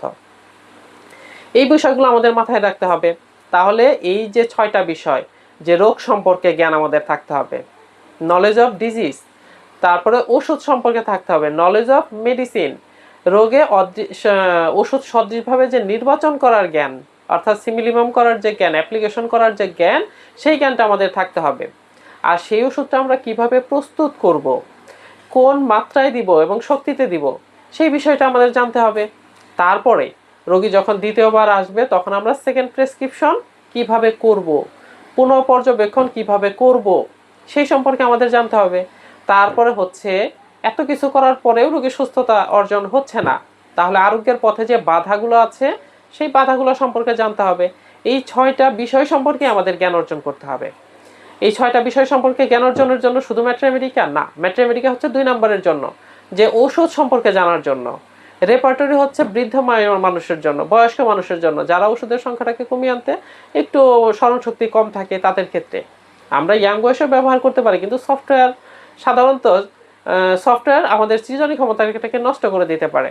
এই জন্য শুরুতে আমাদের সফটওয়্যার নির্ভর হওয়া যাবে না, যে শুরুতে আমি এআই ব্যবহার করলাম, আর্টিফিশিয়াল ইন্টেলিজেন্সিয়া ব্যবহার করলে আপনার যে বুদ্ধিমত্তা আছে সেই বুদ্ধিমত্তাটা আস্তে আস্তে নষ্ট হয়ে যাবে, আমাদের সৃজনশীলতা নষ্ট হয়ে যাবে। আমাদের যে আবিষ্কার করার জ্ঞান, প্রতিটা রোগীতেই তো আমরা আবিষ্কার করি। কি আবিষ্কার করি? এক একটা রোগ চিত্র আবিষ্কার করি। রোগী আসলো, রোগীর পাশে আমরা একটা এমন রোগ চিত্র আবিষ্কার করি যে রোগ চিত্রটা ম্যাথমেটিকার একটা ওষুধ উৎপাদন করেছে। সেই রোগ চিত্র আবিষ্কার করাটা হচ্ছে একটা শিল্পীর কাজ, যেটা অর্গাননের 70 নম্বর সূত্রের ব্যাখ্যার মধ্যে দেওয়া হয়েছে যে শিল্পীর কাজ। শিল্পী যেমন একটি দৃশ্যকে আগে মনের মধ্যে ধারণ করে, একটি দৃশ্য, প্রাকৃতিক দৃশ্য মনের মধ্যে ধারণ করে সেই দৃশ্যটার একটা প্রতিচ্ছবি অঙ্কন করে তার মনের মাধুরী মিশিয়ে, ঠিক তেমনি রোগীদের ক্ষেত্রেও আমাদের এই শিল্পীর কাজটা কাজে লাগবে। কীরকম? রোগী আসার পর রোগীর যে রোগের চিত্রটা, এই চিত্রটা আমাদের আঁকতে হয়। আমরা রোগীলিপিতে ফুটিয়ে তুললাম যে এই রোগীর যে রোগচিত্র, এই রোগচিত্রটা রোগীলিপিতে সুন্দরভাবে ফুটে উঠবে। আমরা যারা শুরুতে স্টার্টিংয়ে আছি তারা অবশ্যই রোগীদের যে অ্যাকিউট কেস টেকিং করব, সেটাতে আমরা কেস টেকিং করব। রোগীদের ক্ষেত্রে প্রথমে অ্যাকিউট কেস, একটা জ্বর নিয়ে আসলো, সেই ক্ষেত্রেও আমরা ওষুধ নির্বাচন যে করব, রোগীর মুখের কথা শুনলাম আর ওষুধ দিয়ে দিলাম, না, তা কখনো করব না। আমাদের জানার জন্য, আমাদের জ্ঞান বৃদ্ধির জন্য আমরা সেখানে রোগীলিপি করব। জ্বর আসছে, জ্বরের সংক্রান্ত যে সিমটমগুলো, সেই সিমটমগুলো আমরা নিলাম। জ্বর অবস্থার কি সিমটম এবং জ্বর ছাড়ার সময় কেমন হয়, জ্বর ছেড়ে কতক্ষণ থাকে, তো অর্থাৎ তার পিপাসা, এইরকম আনুষঙ্গিক টুকটাক যে বিষয়গুলো অ্যাকিউটকে যে রোগীলিপিতে ইনক্লুড করা দরকার সেগুলো আমরা লিখবো। লিখে তারপর রোগীতে ওষুধ দিব। ওষুধ দেওয়ার পর তারপরে রোগী যখন সুস্থ হবে আসলো বা সুস্থ হয় নাই আসলো, তো সুস্থ হইল, তাহলে আমরা রোগীলিপি থেকে চিন্তা করব যে কোন কোন মেডিসিনের সাদৃশ্যের কারণে রোগীটা সুস্থ হয়েছে। এটা আমাদের জ্ঞান অর্জনের একটা মাধ্যম হবে। আর যদি সুস্থ না হয় তাহলে কেন সুস্থ হলো না, এই কেনর উত্তর খুঁজতে আমাদেরকে আরও পড়াশোনা করতে হবে। ওই রোগীলিপি নিয়ে আমার স্টার্টিং করতে হবে, পড়তে হবে। তাহলে দেখতে পাবো আমার ল্যাকিংটা কোথায়, আমার ঘাটতিটা কোথায়, জ্ঞানের ঘাটতিটা কোন জায়গায়। তাহলে ওই ঘাটতিটা যখন আমরা বের করতে পারবো যে আমার তো এইখানে ঘাটতিটা ছিল, তাহলে আমার এইটুকু আরও পড়াশোনা বেশি করা দরকার। অ্যাকিউট কেস, অ্যাকিউট কেসে ওষুধ নির্বাচন করাটা একদম পানির মতো সোজা। কীরকম? রোগী যখন রোগ নিয়ে আসবে তার রোগের কথা একদম স্পষ্ট মনে থাকে, একদম মানে সজীব টাটকা, সিমটমগুলো একদম টাটকা থাকে এবং কোনো মিক্সড থাকে না, কোনো লক্ষণের সাথে মিক্সড থাকে না, যেটা ক্রনিক ডিজিজে থাকে। ক্রনিক ডিজিজে অনেক ছদ্মবেশী সিমটম পাওয়া যায়, অনেক কৃত্রিম সিমটম পাওয়া যায়, ওষুধ কর্তৃক উৎপন্ন লক্ষণ পাওয়া যায়, অনেক বংশগত সিমটম পাওয়া যায়, মিক্সড সিমটম পাওয়া যায়। কিন্তু অ্যাকিউটকে যে লক্ষণ থাকে একদম স্পষ্ট, একদম পানির মতো, নিশ্চিত একটা ওষুধকে নির্দেশ করে। অ্যাকিউটকে যে লক্ষণ নেওয়ার সময় আমাদের প্রত্যেকটা লক্ষণ হ্রাস বৃদ্ধি সহ নিতে হবে। এই লক্ষণটা কমা বাড়া, কিসে কমে কিসে বাড়ে, কিভাবে কমে কিভাবে বাড়ে, এই যে বিষয়গুলো আছে, এগুলো নিয়ে যখন আমরা একটা শর্ট রোগীলিপি করব, তখন দেখা যাবে একটা ওষুধ নিশ্চিত চলে আসছে। আর অ্যাকিউটকে যে রোগীলিপি করার সময় আমাদের সবসময় চিন্তা ভাবনা করতে হবে শর্ট অ্যাক্টিং যে মেডিসিনগুলো বহুল ব্যবহৃত সেগুলো থেকে আমরা রেয়ার মেডিসিন খুব কমই ব্যবহার করব। রেয়ার মেডিসিন অর্থাৎ যে মেডিসিনগুলো সচরাচর প্রুভিং হয়নি, খুব কম প্রুভিং হয়েছে এবং ওয়েল প্রুভড না, অর্থাৎ পরিপূর্ণভাবে পরীক্ষিত না। তাহলে পরিপূর্ণভাবে পরীক্ষিত যে ওষুধগুলো, এগুলো আমরা কিভাবে বুঝতে পারবো? এটা বোঝার জন্য কিছু টেকনিক আছে। যে ওষুধগুলো দেখবেন মাইল্ড সিমটমটা স্পষ্টভাবে আসছে এবং যে সিমটমটা আসছে সেই সিমটমের হ্রাস বৃদ্ধি সহ, কমা বাড়া সহ সুন্দরভাবে যদি আপনি ম্যাথমেটিকাতে পান, তাহলে সেটাকে ধরে নেবেন এটা পরিপূর্ণভাবে সুন্দরভাবে পরীক্ষিত। অর্থাৎ এইটাও প্রোভারদের দেহে সুন্দরভাবে পরীক্ষা করে যে লক্ষণগুলো পাওয়া গেছে, এই লক্ষণগুলো ম্যাথমেটিকায় এইভাবে আসছে, তাহলে এটা পরিপূর্ণ well proofed medicine. Are well proofed medicine দিয়ে আপনি যদি চিকিৎসা শুরু করেন, তাহলে আপনি 50টা মেডিসিন যদি ভালো করে জানেন, 50টা পলিওক্রেস্ট মেডিসিন যদি ভালো করে জানেন, তাহলে চিকিৎসা সুন্দরভাবে আপনি চালিয়ে যেতে পারবেন। তারপরে তো মেডিসিন বাড়াতেই হবে, আমরা পড়তেই থাকবো। যতদিন আমরা প্র্যাকটিস করব ততদিন আমরা পড়তে থাকবো। যখন আমরা পড়া বাদ দিব তখন আমাদের প্র্যাকটিসেও ঘাটতি পড়া শুরু হয়ে যাবে। এই জন্য অ্যাকিউটকে যে আমরা অবশ্যই পলিওক্রেস্ট মেডিসিন থেকে এবং প্রথম অবস্থায় চেষ্টা করব যে শর্ট অ্যাক্টিং মেডিসিন থেকে, ভেজিটেবল ড্রাগ থেকে, কেমিক্যালের দিকে শুরুতেই না যাওয়া। কেমিক্যালের দিকে যদি যাই তাহলে আর ভেজিটেবলের দিকে আসতে পারবো না, নাও আসতে পারি। আবার তার থেকে উচ্চ যে মার্কিউরিয়াল কনস্টিটিউশন যে মেডিসিনগুলো আছে এগুলোর দিকে, তার চাইতে ডিফেক্টেড নোসটের দিকে বা ভাল নোসট বা নোসট এই দিকে। অর্থাৎ শুরুতেই যদি আমরা নোসট মেডিসিন ব্যবহার করি তাহলে অনেক সমস্যা দেখা দিতে পারে, সেটা পরে কোনো এক সময় আমরা আলোচনা করব। যেহেতু আমরা এখন অ্যাকিউট ডিজিজ এবং সাফল্যের বেশ কিছু টেকনিক নিয়ে কথা বলছি। আচ্ছা, তাহলে অ্যাকিউট কেসগুলো আমরা যখন দেখব চেম্বারে, লক্ষণগুলো একদমই স্পষ্ট পাবো এবং হালকা যে শর্ট অ্যাক্টিং মেডিসিনগুলো আছে সেগুলো থেকে আমরা নির্বাচন করার চেষ্টা করব যদি সিমিলিমাম হয়। সিমিলিমাম না হলে কিন্তু কখনোই ভেজিটেবল ড্রাগ থেকে বা কেমিক্যাল ড্রাগ থেকে দেওয়া যাবে না। তাহলে আরেকটু পাওয়ারফুল মেডিসিন, আমাদেরকে যে ওষুধটা নির্বাচন করব সেই ওষুধের উপযোগিতা দেহের মধ্যে আছে কিনা এটা আমাদেরকে নিশ্চিত হতে হবে। অর্থাৎ আমাদের যে ওষুধটা আসলো, অ্যাকিউট কেস হোক বা ক্রনিক কেস, যে ওষুধটা রোগীর জন্য আসলো অ্যাকর্ডিং টু সিমটম, সেই ওষুধটা দেওয়ার মতো ক্ষেত্র আছে কিনা। যদি ক্ষেত্রটা দেহের মধ্যে থাকে তাহলে সেই ওষুধটা দেওয়া যাবে, যদি ক্ষেত্র না থাকে তাহলে সেই ওষুধ দেওয়া যাবে না, দিলে ক্ষতি হবে, রোগীর অনেক বড় ক্ষতি হয়ে যাবে। আর যদি ক্ষেত্রটাও তৈরি হয়ে থাকে তাহলে অবশ্যই সেটা প্রয়োগ করা যাবে। যেটা ডাক্তার কেন্ট তার ম্যাথমেটিকায় বলেছিলেন যে একটা ওষুধ দিয়ে আমি দীর্ঘদিন রোগীকে চিকিৎসা করলাম অ্যাকর্ডিং টু সিমটম, কিন্তু তারপরে দেখা গেল রোগীর কোনো উন্নতি নেই। তারপরে আমার ইনটুইশনের ভিত্তিতে, অর্থাৎ তার ডাক্তার কেন্ট তার অন্তর্দৃষ্টি দিয়ে টোটালিটি সর্বাঙ্গীন করে চিন্তা করলেন যে তার জন্য এই ওষুধটা দরকার এবং কেন তাকে সেই ওষুধটা দিলেন। দেওয়ার পর চমৎকারভাবে রোগীতে আরোগ্যের দিকে চলে গেল। তখন রোগী বললেন, কেন সাহেব আপনি আমাকে কি এই ওষুধটা আগে দিতে পারছিলেন না? তখন ডাক্তার কেন বললেন, আগে দিতে পারতাম কিন্তু আগে দেওয়ার মতো ক্ষেত্র তৈরি হয়েছিল না। তাহলে সেই ওষুধ, যে ওষুধ আমরা নির্বাচন করব সেই ওষুধের উপযোগিতা দেহে আছে কিনা এটাও তো আমাদের বুঝতে হবে। মোদ্দা কথা, আমাদের চিকিৎসকদের চতুর্মুখী জ্ঞানের প্রয়োজন, সব দিক জ্ঞানের প্রয়োজন, উপস্থিত বুদ্ধির প্রয়োজন, তারপর অ্যানাটমি, ফিজিওলজি, প্যাথোলজি এগুলোর জ্ঞানও প্রয়োজন। মানব দেহ সুস্থ অবস্থায় কেমন অবস্থায় থাকে এই অবস্থার জ্ঞানও প্রয়োজন। কেন প্রয়োজন? কারণ সুস্থ অবস্থা যদি আমরা না জানি তাহলে অসুস্থ অবস্থাটা কি সেটাও তো আমরা বুঝতে পারবো না। এই জন্য সুস্থ অবস্থাটা কি, কেমন হয় এই অবস্থাটা আমাদের জানতে হবে। অর্গানন এটার পাশাপাশি অ্যানাটমি, ফিজিওলজি, গাইনোকোলজি, মিডওয়াইফারি, তারপর প্যাথোলজি, এই সমস্ত বিষয়ে আমাদের জ্ঞান অর্জন করতে হবে। কারণ মানবদেহ সম্পর্কে যদি আমরা পরিপূর্ণ ধারণা না রাখি তাহলে মানবদেহ অসুস্থ হলে আসলে কেমন হয়, কি কি পরিবর্তন ঘটে, কি কি ব্যত্যয় ঘটে, এই বিষয়গুলো আমরা অনুধাবন করতে পারবো না। এই জন্য একজন হোমিওপ্যাথিক চিকিৎসককে চতুর্মুখী জ্ঞানের প্রয়োজন।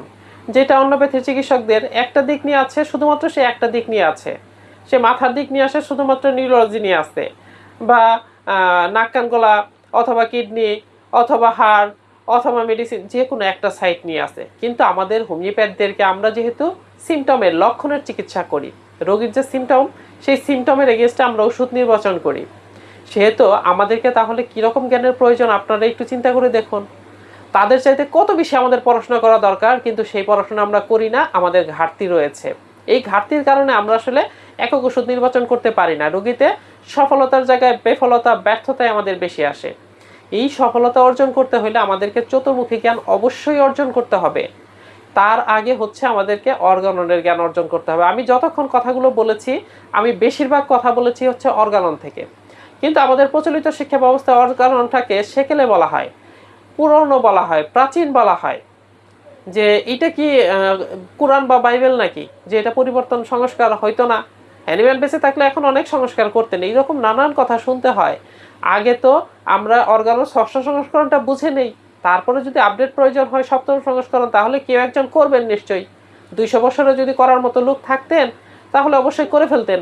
আর যদি আমাদের এই সময়ে সেই রকম লোক আসে তাহলে হয়তো সপ্তম সংস্করণ তিনি করতেও পারেন।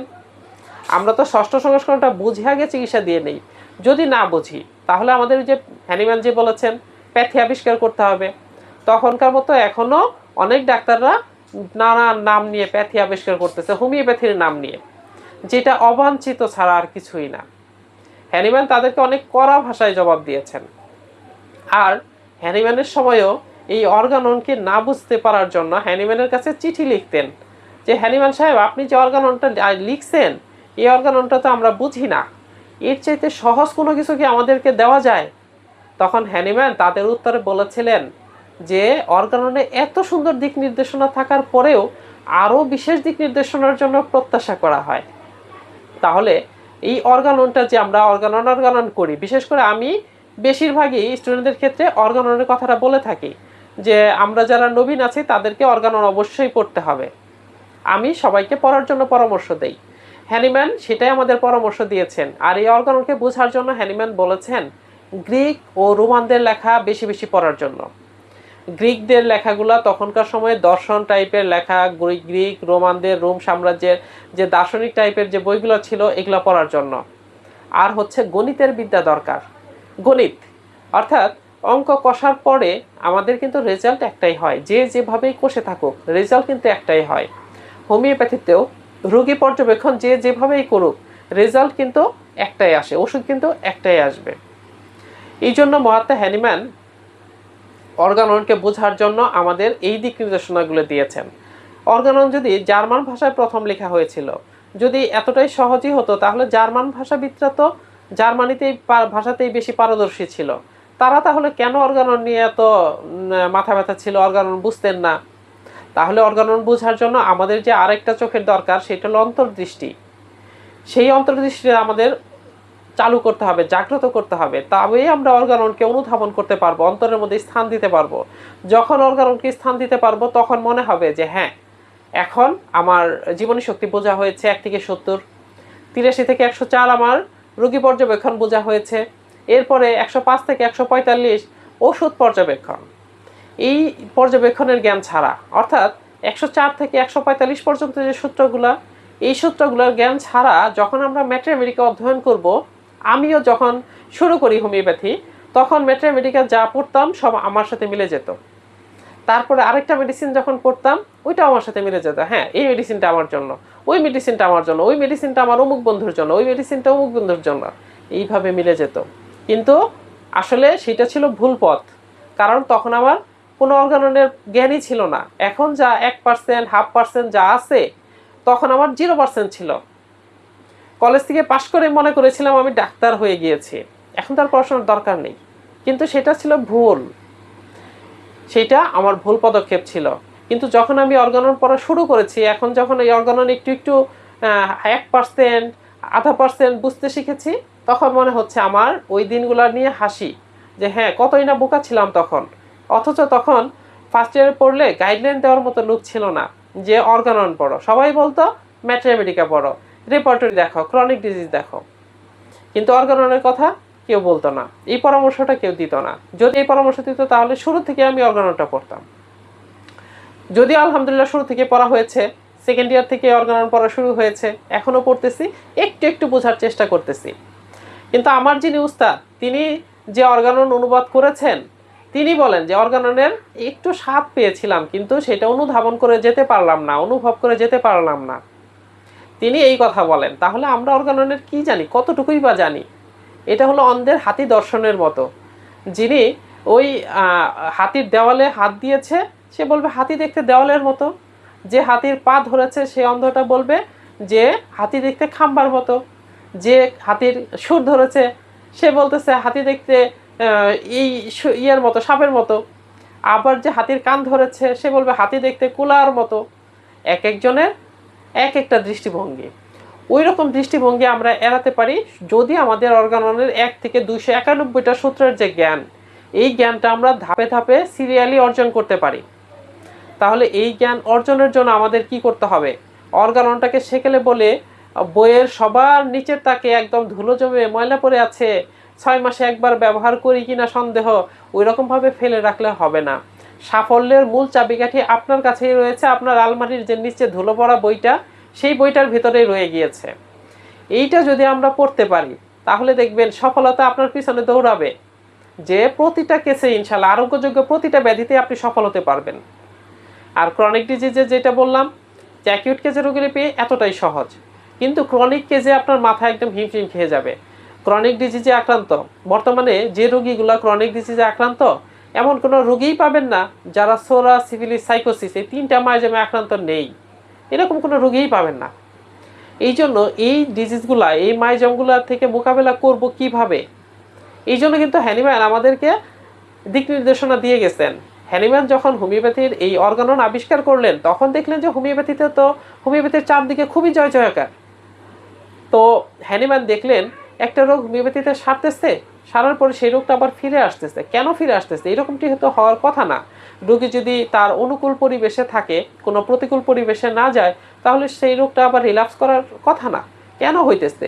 এই কেনর উত্তর খুঁজতে তাকে 12 বছর গবেষণা করতে হয়েছিল। এবং এই 12 বছর গবেষণা যে করেছেন, সঙ্গে রেখেছিলেন 2 জন ছাত্রকে, যাতে তিনি মারা গেলেও তার এই আবিষ্কারটা হারিয়ে না যায়। যেই 12 বছরের গবেষণার ফসল হচ্ছে ক্রনিক ডিজিজ বই, যেটা সোরা, সিফিলিস এবং সাইকোসিস, এই 3টা মায়োজম নিয়ে। বর্তমানে আমাদের কাছে সোরা মায়োজমের রোগী, সিফিলিস মায়োজমের রোগী এবং সাইকোসিস মায়োজমের রোগী, 3টা মায়োজমের মিশ্র মায়োজমের রোগীগুলাই আসতেছে। এই রোগীগুলার যদি মোকাবেলা করতে চাই আমরা, তাহলে আমাদেরকে অবশ্যই এই ক্রনিক ডিজিজের জ্ঞান প্রয়োজন হবে। এই ক্রনিক ডিজিজের জ্ঞান ছাড়া আমরা একটা চিররোগীকেও সঠিক যে আরোগ্য, বিশুদ্ধ যে আরোগ্য, পূর্ব স্বাস্থ্যে যে ফিরিয়ে দেওয়ার টেকনিক, এটা আমরা কখনোই বের করতে পারবো না, আবিষ্কার করতে পারবো না। তাহলে এই ক্রনিক ডিজিজ আমাদের জানতে হবে এটার মধ্যে সফলতা লুকিয়ে আছে। সফলতা শুধুমাত্র রেপার্টরির মধ্যে যে তা না, ম্যাটেরিয়ামেডিকার মধ্যে তা না। সফলতা মূলত হচ্ছে অর্গাননের মধ্যে এবং ক্রনিক ডিজিজের মধ্যে। রেপার্টরি তো সহায়ক বই, আর ম্যাটেরিয়ামেডিকা তো ঔষধ। এই ঔষধ হচ্ছে অস্ত্র। এই অস্ত্র চালানোর কৌশলটাই যদি আমরা না জানি, তাহলে তো আমরা প্রতিটা রোগীতেই ফেল করব। আরোগ্যযোগ্য রোগীতে আমরা ফেল করব। তখন আমাদের ব্যর্থতার দায়টা হোমিওপ্যাথির উপরে আসবে। আমি ডাক্তার হিসেবে, আমি একজন হোমিওপ্যাথি হিসেবে ফেল করতে পারি, কারণ আমার জানার কমতি থাকতে পারে, ঘাটতি থাকতে পারে, আমি পড়াশোনা করিনি, আমি জানি না। কিন্তু যদি আমি হোমিওপ্যাথি করতাম, বিশুদ্ধ হোমিওপ্যাথি করতাম, হ্যানিম্যান যেটা আমাদের শিখিয়েছেন সেই হোমিওপ্যাথি যদি করতাম, তাহলে তো ব্যর্থ হওয়ার সুযোগ নেই আরোগ্যযোগ্য কেসে।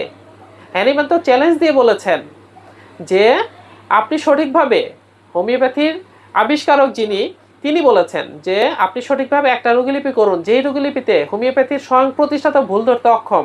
সেই রোগীলিপি করার পর হোমিওপ্যাথির আবিষ্কারক যেভাবে ওষুধ নির্বাচন করতে বলেছেন, সিমিলিমাম করতে বলেছেন, সেইভাবে একটা ওষুধ সিমিলিমাম করে নির্বাচন করুন, সাদৃশ্যের ভিত্তিতে নির্বাচন করুন, এবং যেভাবে তৈরি করার পরামর্শ দেওয়া হয়েছে সেইভাবে তৈরি করে সূক্ষ্ম মাত্রায় রোগীতে প্রয়োগ করুন। যদি ওষুধ কাজ না করে, তাহলে আপনি প্রকাশ্য এই অর্গাননের বিরুদ্ধে, এই হোমিওপ্যাথির বিরুদ্ধে যুদ্ধ ঘোষণা করেন, কোনো সমস্যা নেই। কিন্তু এই চ্যালেঞ্জ গ্রহণ করার মতো দুঃসাহস কারো এই 200 বছরেও হয়নি, ইনশাল্লাহ কখনো হবে বলেও মনে হয় না। যদি আমরা এই অর্গাননটাকে আঁকড়ে ধরি, ততক্ষণ আমরা হোমিওপ্যাথি থেকে ছিটকে পড়বো না। মুসলমান যারা আছি, আমরা যতদিন কোরআন এবং হাদিসকে আঁকড়ে ধরে থাকবো, ততদিন পথভ্রষ্ট হব না। ঠিক তেমনি হোমিওপ্যাথির ক্ষেত্রে আমরা যারা হোমিওপ্যাথি আছি, অর্গাননকে, ক্রনিক ডিজিজকে, ম্যাটেরিয়ামেডিকাকে, রেপার্টরিকে যতদিন আঁকড়ে ধরে থাকবো, ততদিন আমাদের এই 5, 7টা, 10টা ওষুধ দিয়ে রোগীদের চিকিৎসা দিতে হবে না।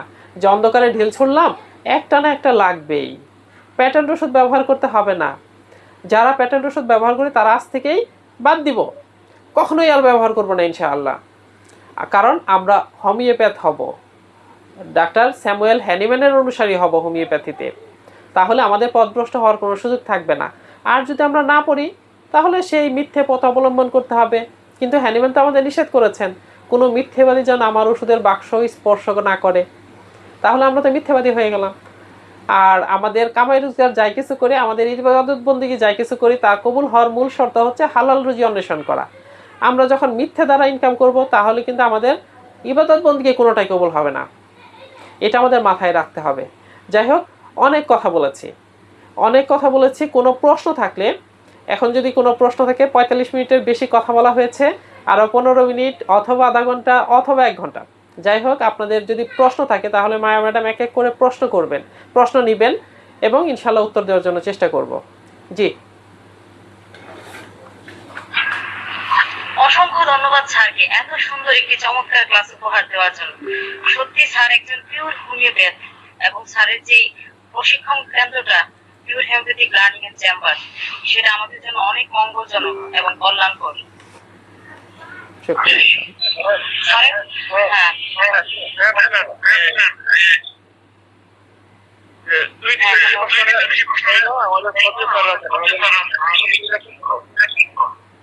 আচ্ছা জি, ঠিক আছে। আচ্ছা স্যার, অনেকেই হ্যান্ড রেজ করেছেন, আর সবাইকে সুযোগ দিতে গেলে অনেকটা সময় লাগবে, তারপর আমি চেষ্টা করবো এমডি জুয়েল, আপনার যদি কিছু প্রশ্ন থাকে আপনি স্যারকে করতে পারেন, তারপর আমরা একে একে আমাদের সম্মানিত স্যারদের কাছে যাব অভিব্যক্তি এবং ক্লাস মূল্যায়নের জন্য।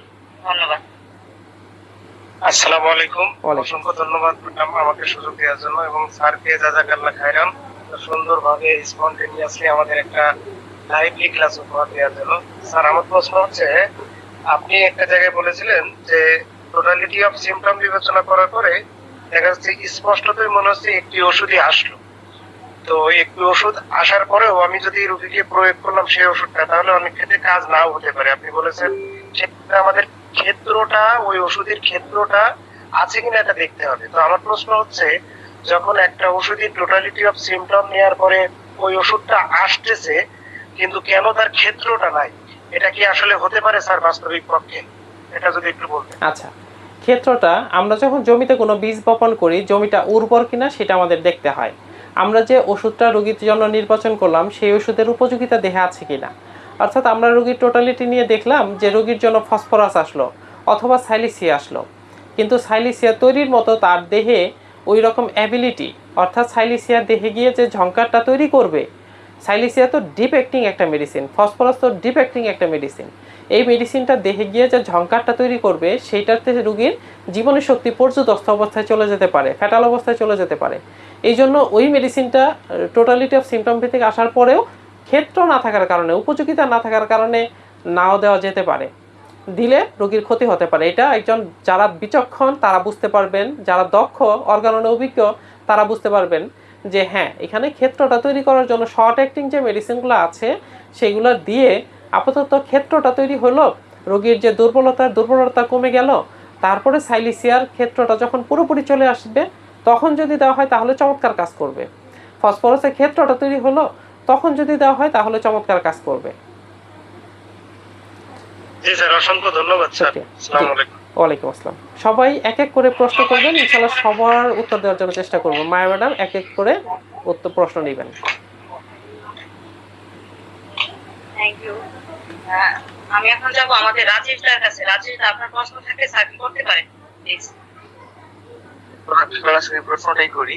প্রশ্নটা হচ্ছে হলো কি, আমরা তো জানি যে সুস্থ দেহে যে কোনো মেডিসিন আমাদের বিভিন্ন রোগ উৎপাদন করতে পারে, এবং ব্যাপারটা যদি এরকম হয় যে এমন একটা মেডিসিন একটা রোগীর ক্ষেত্রে সমস্ত ভাবে মিলে গেল, কিন্তু আমরা ম্যাটারিমেটিকাতে অথবা ল্যাবরেটরিতে পাইলাম না যে এই মেডিসিনটা এই রোগটা উৎপাদন করতে পারে, কিন্তু মেডিসিনটা পুরো রোগচিত্রের সাথে মিলে গেল, তো সেই জায়গায় অর্গানন কি বলতেছে এবং আমরা এখানে কি করবো? আচ্ছা, সুন্দর প্রশ্ন করেছেন। সৃষ্টিকর্তা এমন কোনো রোগী আবিষ্কার করেন নাই যার জন্য ওষুধ না পাঠিয়েছেন। প্রকৃতির মধ্যে অবশ্যই ওষুধ বিচরণ করতেছে, ওষুধ আছে, এবং সেটা আমাদের ম্যাট্রেমেটিকাতে আমরা ওষুধ প্রুভিং করেছি, ম্যাট্রেমেটিকাতে এসেছে। যদি রোগীর টোটালিটি অফ সিমটম একটা ওষুধের মিলে যায়, যে রোগীর টোটালিটি অফ সিমটম যেটা রোগচিত্র, সেই রোগচিত্রটা ম্যাট্রেমেটিকার একটা ওষুধ সুস্থ দেহে উৎপাদন করেছে, তাহলে সেই ওষুধটাই রোগীকে দিতে হবে। আর যদি রোগীর অনেক মিক্সড সিমটম থাকে, যেটা ক্রনিক ডিজিজের ক্ষেত্রে সাধারণত হয়ে থাকে, একটা ওষুধের মাথার সিমটম আসতেছে, একটা ওষুধের কাতরতা আসতেছে, একটা ওষুধের মানসিক অবস্থা আসতেছে, একটা ওষুধের পেটের অবস্থা আসতেছে, এক এক ওষুধের এক একটা খণ্ডচিত্র আসতেছে। এটা মূলত হয় হচ্ছে বিভিন্ন বিষদৃশ ওষুধ সেবনের ফলে তার যে জীবনী শক্তি, সেই জীবনী শক্তি লক্ষণগুলোকে অ্যামালগ্যামেটেড করে দেয়, মিশ্র করে দেয়। এখন এই অবস্থায় আমাদের যে কী করণীয়, সেই করণীয় সম্পর্কে হ্যানিম্যান 145-এর পর থেকে বেশ কিছু সূত্রের মধ্যে এই দিক নির্দেশনা দিয়েছেন। এগুলো যখন আমরা পড়বো তখন এগুলো ধাপে ধাপে জানতে পারবো। ঠিক আছে, থ্যাংক ইউ। আচ্ছা, নেক্সট। এমডি শাহিন, আপনি কিছু বলতে চাইলে স্যারকে প্রশ্ন করতে পারেন।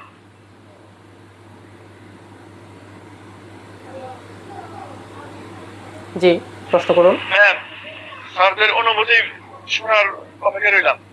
আর প্রশ্ন না নেই। আব্দুল্লাহ ভাই, প্রশ্ন না করলে শিখবো কেমনে? এক একটা সমস্যা এক এক রকম, সমস্যাগুলো না হলে তো আসছি আমরা শিখতে, এটা যদি প্রশ্ন করে শিখতে না পারি জি তাহলে কেমন হয়? প্রশ্নগুলো আগে নেন, জি স্যার, তারপরে অনুভূতি বা নেওয়া যাবে। জি ইনশাআল্লাহ।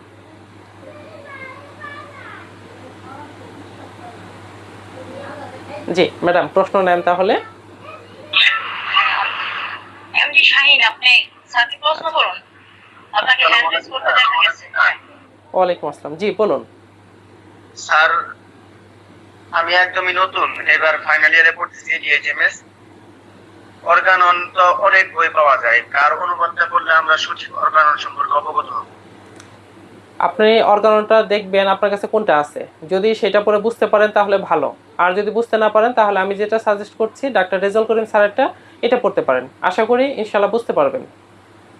আর পড়তে হবে, প্রচুর অর্গানন পড়তে হবে, প্রচুর পড়তে হবে। জি, নেক্সট কোশ্চেন। আর যদি কেউ থাকেন প্রশ্ন করতে পারেন স্যারকে। আর দেখা যাচ্ছে না স্যার। হ্যাঁ জি বলেন। জি, আসসালামু আলাইকুম। আমার কোয়েশ্চেনটা দিয়ে ম্যাডাম, আমি খুব শেষের দিকে জয়েন করছি, আমি সিলেট থেকে বলছি, আমি গোলাম কুষ্টিয়া। ক্লাসটা তো আজকে শুরু হয়েছে, লেকচারটা আমি শুনতে পারিনি। এমনি যেহেতু আপনার সঞ্চালনায় আছেন, সাথে আমাদের কোন কোন দিন মানে ক্লাসটা হবে জানতে ভালো হয়। আচ্ছা, এটা ক্লাসের পরে গ্রুপে দিয়ে দেওয়া হবে।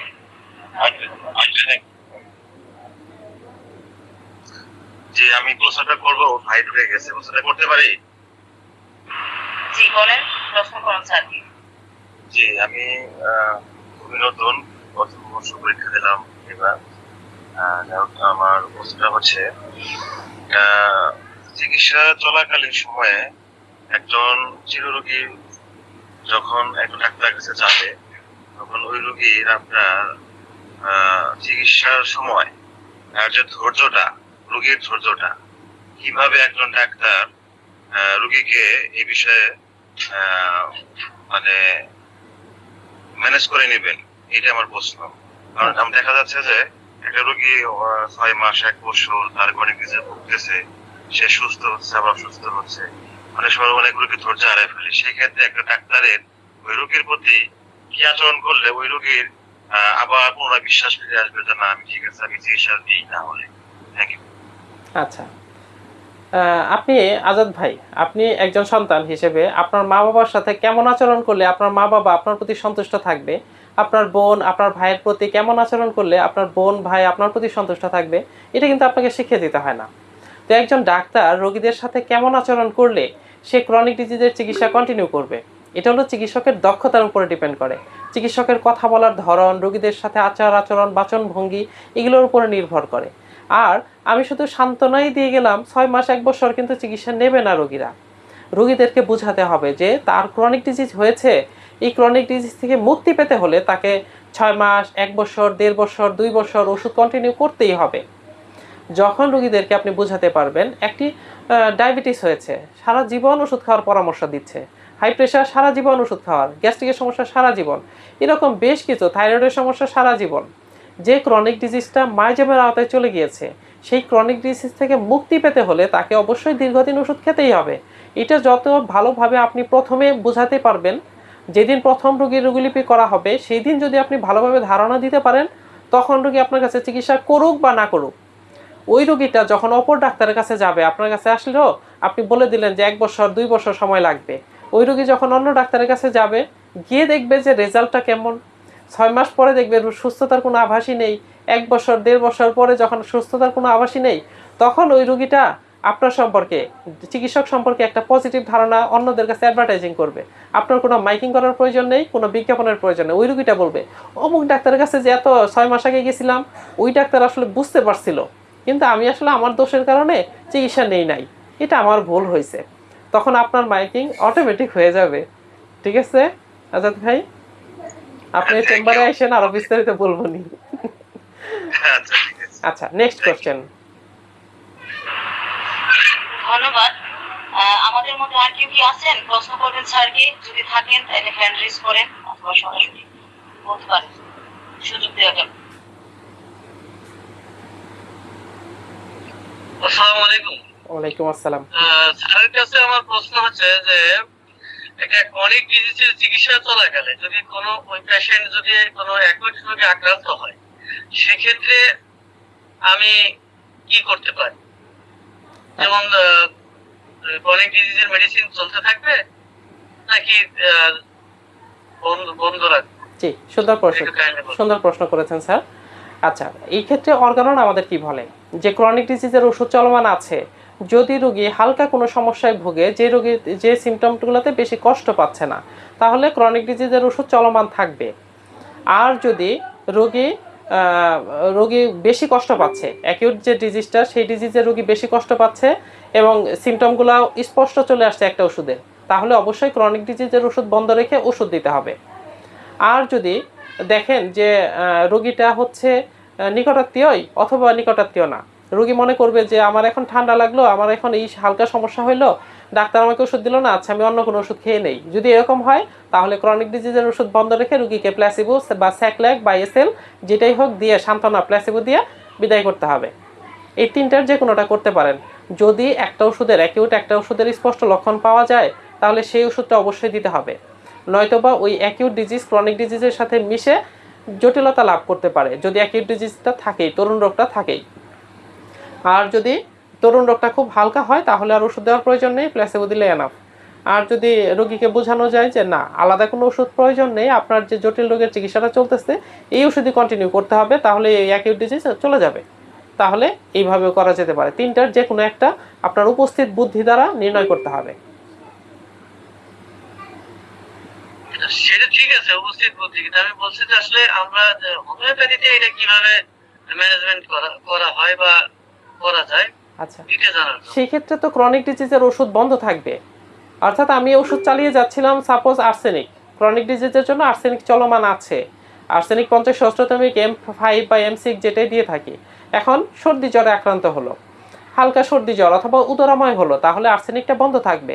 উদরাময়টা যে হয়েছে সেই উদরাময়ের সিমটমটা কি, সেটাই চায়না লাগবে না পডোফাইলাম লাগবে না নাক্স ভূমিকা লাগবে, তার জীবনী শক্তি অর্থাৎ সিমটম বলে দেবে। তার জন্য যদি পডোফাইলাম প্রয়োজন হয় তাহলে পডোফাইলাম দিব। পডোফাইলাম এক সপ্তাহ, একটা অ্যাকিউট ভাইরাস সাধারণত 3 থেকে 5 দিন, 7 দিন বা 10 দিন, 14 দিন এর মধ্যেই চলে যায়। অ্যাকিউট ডিজিজগুলো সাধারণত ফ্যাটাল পর্যায়ে হয়, যদি এরকম হয়ে থাকে তাহলে ওষুধ নির্বাচন করে ওষুধ দিতে হবে। ওষুধ দিলে ক্রনিক ডিজিজের যে আর্সেনিক চলতেছিল সেই আর্সেনিক বন্ধ থাকবে।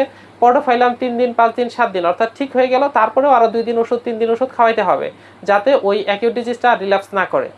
তারপরে যখন পুরোপুরি ঠিক হয়ে গেছে তারপরে রোগী আপনাকে ফোনে জানাবে যে হ্যাঁ ডাক্তার সাহেব আমার তো উদরাময় ঠিক হয়ে গেছে, এখন কি আমি আগের ওষুধ কন্টিনিউ করব না আসবো।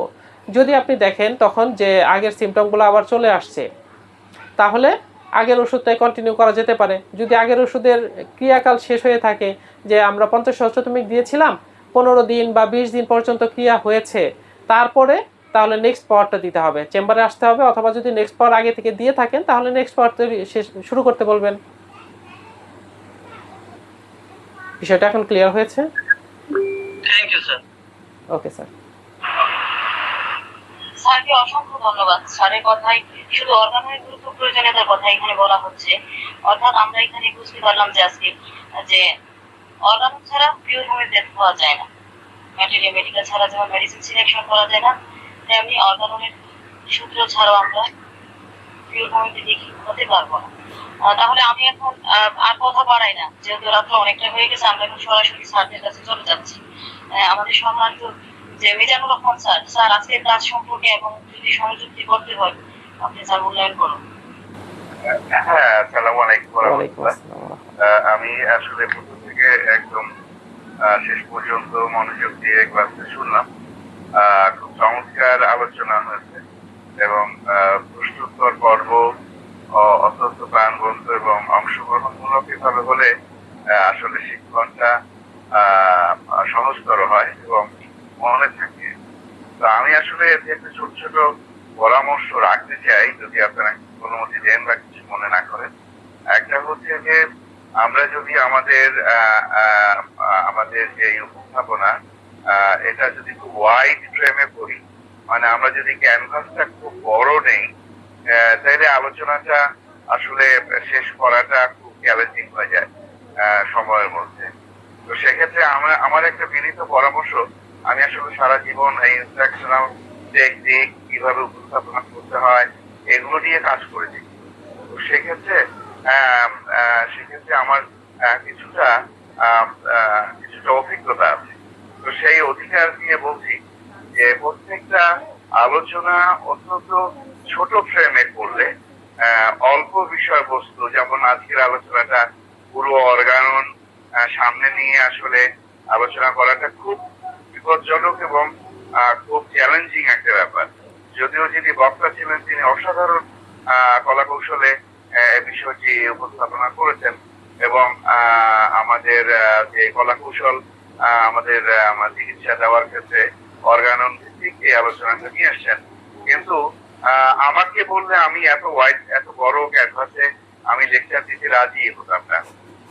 আমি আসলে অর্গানন নিয়ে কাজ করছি, তো সেক্ষেত্রে আমাকে হোমিওস্ট্যাটি যখন ক্লাস নিতে বলে আমি খুব ছোট্ট ফ্রেমে ক্লাস নেই। তো এরকম ছোট্ট, আমি বলবো যে ছোট্ট ফোকাস করলে সেইটাকে অনেক বেশি অ্যাম্প্লিফাই করা যায়।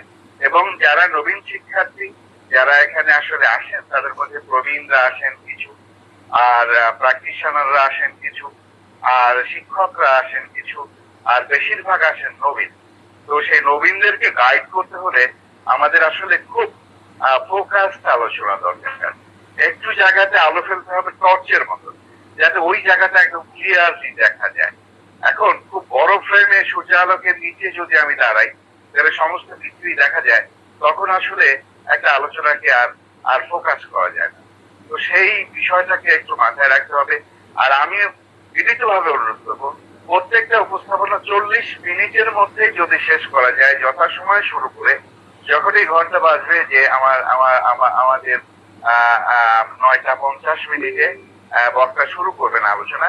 এবং হোমিওস্ট্যাটিতে যেভাবে হয় সেটা হচ্ছে যে 40 মিনিটে আলোচনা শেষ করে কমপক্ষে 15 মিনিট প্রশ্নোত্তর পর্ব থাকলে তাইলে হলো গিয়ে 55 মিনিট, আর 5 মিনিট সংযোজন পর্ব এটা রাখলেও হয় না রাখলেও হয়, এটা খুব জরুরি কিছু না।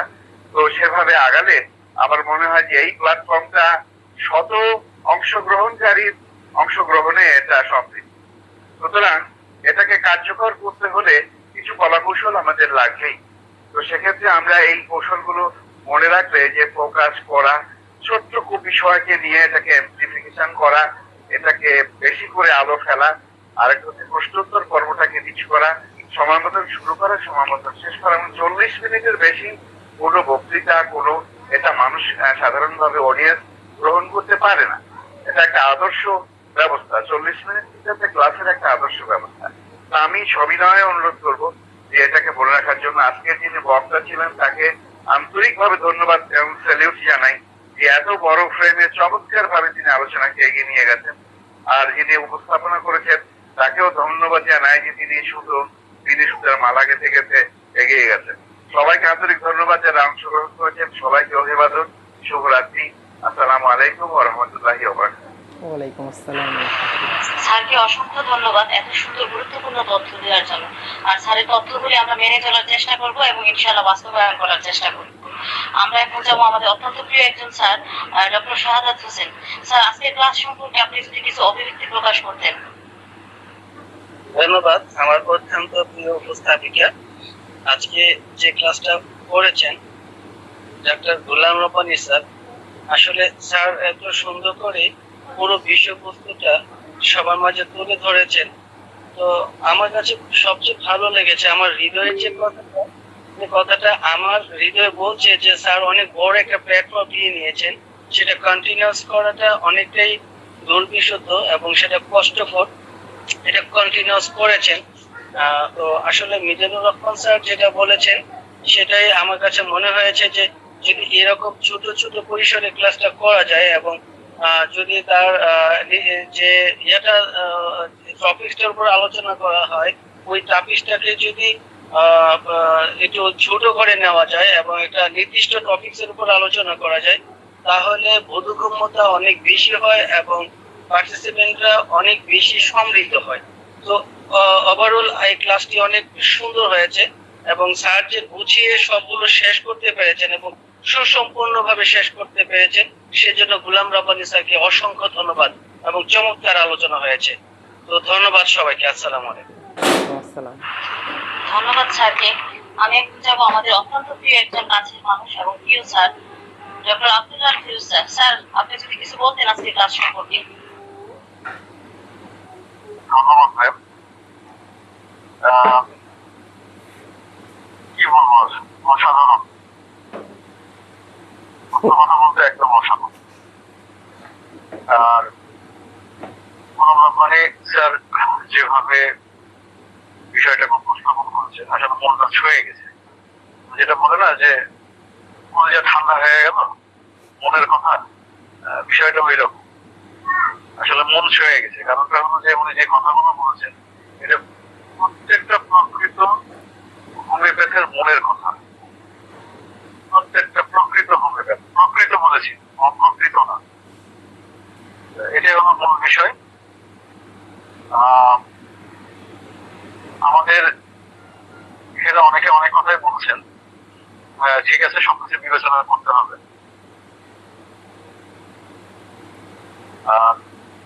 আমাদের যে অর্গানকে গুরুত্ব দিয়ে স্যার যেভাবে বলেছেন যে সাফল্যের চাবিকাঠি, আসলে প্রকৃত সাফল্য ওখানে লুকিয়ে থাকে। আমরা সেই হিডেন টিজারটা আমরা দেখতে পাই না। সে দেখানোর লোকও আমাদের সমাজে খুব কম। কারণ হোমিওপ্যাথিটাকে তো আমরা মুদিখানার দোকান বানিয়ে ফেলেছি, এটা একটা বড় সমস্যা। আমরা প্রত্যেকে মুদিখানার দোকান বানিয়ে ফেলেছি, কিন্তু মুদিখানার দোকান না, এটা আমাদের বুঝতে হবে বিষয়টা। যেদিন আমাদের উপলব্ধিতে হবে যে এটা মুদিখানার দোকান না, এটা একটা পিওর সায়েন্স, আর এটাকে সিস্টেমেটিক্যালি আগাতে হয়, শিখতে হয়, চর্চা করতে হয়। এটা গুরুবাদী একটা শিক্ষা, গুরুর মাধ্যমে এটা শিখতে হয় এবং এই শিখার কোনো শেষ নাই। আমাদের এই জার্নিটা কিন্তু কন্টিনিউ করতে হবে।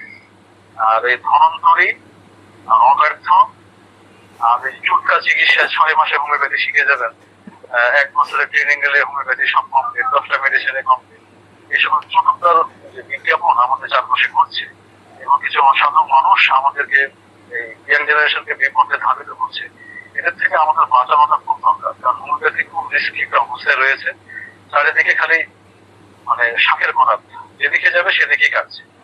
আমাদের এখানে আমাদের সাধু যারা আছেন তাদের গুরুত্বপূর্ণ ভূমিকা আছে। আমি আশা করবো যে প্রত্যেকেই তার জায়গা থেকে হোমিওপ্যাথির কল্যাণে গুরুত্বপূর্ণ অবদান এবং ভূমিকা রাখবে। আজকে সেটাই মনে হয়েছে যে গোলাম রহমানী স্যার যে কথাগুলো বলছে মনের কথা, এবং এই কথাগুলো যদি কেউ 10% যদি গ্রহণ করে থাকে সে কখনো বেপথে যাবে না। তাকে অসংখ্য ধন্যবাদ। আর এই প্ল্যাটফর্মটা এত সুন্দর চমৎকার ভাবে ভালো ভালো জিনিসগুলো উপস্থাপন করছে, তার জন্য এই প্ল্যাটফর্মে যে আব্দুর রহিম ভাই এবং ম্যাম যারা আছেন, আমার কৌশলী যারা রয়েছেন, তাদের প্রত্যেককে অসংখ্য ধন্যবাদ। এত সুন্দর একটা প্ল্যাটফর্ম আসলে অন্যভাবে তৈরি হচ্ছে। ধন্যবাদ সকলকে। ধন্যবাদ স্যারকে। আমি এখন যাব আমাদের সম্মানিত শিক্ষাগুরু জনাব ডক্টর আব্দুল কাদের স্যার। স্যার শুধু আমাদের শিক্ষাগুরুই নন, উনি অর্গানলের শিক্ষাগুরু। স্যার আজকের ক্লাস সম্পর্কে এবং সংযুক্তিকরণ আপনি করতে পারেন স্যার। আসসালামু আলাইকুম। ওয়ালাইকুম আসসালাম। আমি ভাষায় বলবো বুঝতেছি না আজকের কথার যে পরিধিটা সুস্পষ্ট ভাষায় মিজানুর রহমান স্যার বলছেন। ওনার কথাগুলো আগেও আমি বক্তৃতা শুনেছি, স্যারের কথাগুলো অনেক বিশ্লেষণ ধর্মী। তো আজকে সমস্ত কথার ভিতরে তাকে যদি নেগেটিভ সেন্সে কিছু কথা ধরা যায়, এরকম যদি হয় যে হ্যাঁ 6ষ্ঠ সংস্করণ হয়তো আরো হয়তো অনেক কিছু, আসলে আমাদের একটা কথা খেয়াল রাখতে হবে, আমরা কিন্তু নিরাশ হয়ে যাই কিছু কিছু ক্ষেত্রে। যেমন হোমিওপ্যাথি এত সত্য, এত কিছু অগ্রগতি, কিন্তু বিজ্ঞান আগাচ্ছে, পৃথিবী আগায় গেছে, এতগুলো গবেষণা হচ্ছে, হোমিওপ্যাথি এত সত্য হলে মানুষ বিশ্বাস করে না কেন? এই কথাগুলোর জবাব কিন্তু যেমন আজকে এই আলোচনার বিষয়ের পরিধির ভিতরে পড়ে। এত সত্য কথা, কিন্তু এত বিভেদ, এত জঞ্জাল, 2 দিয়ে 4 এরকম অঙ্ক, তাহলে এর মধ্যে ঝামেলাটা কোথায়? এই উত্তরটা কিন্তু 5 নম্বর সূত্রে দিয়েছেন হ্যানিম্যান, যে আসলে সত্যকে প্রকাশ করবে কম, মিথ্যার বেসারতি মানুষের মধ্যে বেশি হবে। অনেক জায়গায় অনেকগুলো হৃদয়ে লাগে। আমি জানো রহমান স্যারের এই মর্মস্পর্শী কথাগুলো আমি মাঝে মধ্যে শুনি, স্পষ্ট ভাষাগুলো আমার খুবই মনে দাগ কাটে। এই অর্গানন নিয়ে আজকের যে উপস্থাপক, তার কাছ থেকেও এরকমের একটা পাইছি যে তার কথাগুলো হৃদয়ে লাগে, সমস্ত গুলো একটা নীতিমালার মধ্যে আবদ্ধ, তাছাড়াও ওনার লেখনের মধ্যে এবং বর্তমান প্রেক্ষাপটে ওনার মাঝে মধ্যে লেখা স্ট্যাটাস গুলি দেখলে আমার ঠিকই অনেক শ্রদ্ধাবোধ এবং বিপ্লব যেটা করেন, এটা অবশ্যই আমাদের দরকার। আমরা আজকে 100-এর মতো লোক হয়েছি, আমরা যদি সত্যের পথের ধারক বাহক হই, তাহলে আমাদের যদি আমরা যদি 5 জন করে আমাদের অনুসারী তৈরি করতে পারি তাহলে 500 লোক হয়ে যাবে। তারপরেও এখানে কেন এত কিছু? আব্দুল্লাহ ফিরোজ স্যার যে বললেন আমাদের বিপ্লব করতে হবে, কিন্তু আমাদের কিন্তু আসলে এগুলো রব্বানী স্যার যেভাবে লিখে, যেভাবে প্রতিবাদ করে, যেভাবে শুরু করে, এটা আমাদের দরকার। আমরা কিন্তু আসলে একটা গ্রাসের মধ্যে পড়ে গেছি। এটা খুব বেদনা দেয় যে যা বুঝে না সেই চরম মন্তব্য করে। আজকের এই আলোচনা থেকে আমরা আরেকটু সিদ্ধান্ত নিতে পারি। আমি মিজানুর রহমান স্যারের সাথে একমত যে সেটা হলো যে আমরা যতটুকুই করি আমরা অনুসারী তৈরি করবো এবং নিজেকে গড়ে তুলবো। এবং অর্গাননের যে নীতিমালা, শুধু অর্গাননের নীতিমালা নয়, হোমিওপ্যাথির যে নীতিমালা, সবগুলো মিলাইয়া বিচক্ষণতার সাথে আমরা এগিয়ে যাব, মনের বল রাখবো, কিছু প্রতিবাদ করব। অনাচারী লোকদেরকে, যারা অর্থলোভী, যারা হোমিওপ্যাথির প্রতিবন্ধকতা সৃষ্টি করে এবং যারা নেগেটিভ সেন্সে হোমিওপ্যাথির লগুলিকে দেখে আমাদের মধ্য থেকে, আসলে তাদেরকে দীক্ষা দেওয়ার মতো। এত পাকনা কথা বলে যে আরেকটা হয়তো এমন হয়তো ধরে নিয়ে মনে হয় যে নিজেই বিজ্ঞানী, এরকম ভাষা বললে আমার সামনে একবার একটা অনুষ্ঠানে বলছিল, বলার পরে চরম ধমক খাইছি। কিরকম এটা আর ব্যাখ্যা দিতে যায় না। মোটামুটি আমরা প্রতিবাদী হইতে হবে এক কথায় যে আমাদের হোমিওপ্যাথি এটা হলো পিওর হোমিওপ্যাথি, এটাই হলো প্রকৃত হোমিওপ্যাথি। মানুষ প্রতারিত হবে না, মানুষ উপকৃত হবে। যাই হোক, আমি কথা বাড়াবো না। আজকের আলোচনা অনেক সমৃদ্ধ হয়েছে। সকলের প্রতি কৃতজ্ঞতা, ভালোবাসা, শ্রদ্ধা রেখে আমার কথাগুলো শেষ করছি। আসসালামু আলাইকুম। ওয়ালাইকুম আসসালাম। স্যারকে অসংখ্য ধন্যবাদ এত সুন্দর তথ্যবহুল আলোচনার জন্য। আমরা এখন আজকে ক্লাসের শেষ সমাপনী বক্তব্যের জন্য যাব এই প্ল্যাটফর্ম যিনি সৃষ্টি করেছেন, যিনি পরিচালনা করছেন, পরিচালক আব্দুর রহিম সাহেবের কাছে। স্যার, আপনি আজকে ক্লাস সম্পর্কে এবং সমাপ্তি বক্তব্য রাখবেন। ম্যাম, আপনি এই সমাপ্তি ঘোষণা করে দেন। আপনি করে দেন। ধন্যবাদ স্যারকে। আসলে উনি সৃজনশীল একটি প্ল্যাটফর্ম সৃষ্টি করেছেন, যেখানে আমরা নতুন নতুন প্রতিদিন প্রত্যেক সপ্তাহে আমরা একটি করে ক্লাস পাচ্ছি এবং নতুন কিছু শিখতে পারছি। সপ্তাহে একটি পাচ্ছি, দুটিও পাচ্ছি। তো আমরা সেখান থেকে অনেক কিছু শিখতে পারতেছি, জানতে পারতেছি। আর আমাদের সম্মানিত স্যাররা আমাদেরকে অনেক কিছু উপহার দিচ্ছেন। তো আজকে গোলাম রব্বানী স্যারকে আবারও শুভেচ্ছা, আবারও ধন্যবাদ জানিয়ে আজকে ক্লাসটি এখানে শেষ করছি। পরবর্তী ক্লাসের দিক নির্দেশনা দেওয়া পর্যন্ত আমরা অপেক্ষা করব। ততদিন পর্যন্ত সবাই আমরা ভালো থাকবো, সুস্থ থাকবো। আল্লাহ হাফেজ, শুভরাত্রি, আসসালামু আলাইকুম। ক্ষুদ্রাতি ক্ষুদ্র বিন্দুতে যখন আরো লুকায় পিওর হোমিওপ্যাথি, তখন আস্থার হাসি ফোটায়।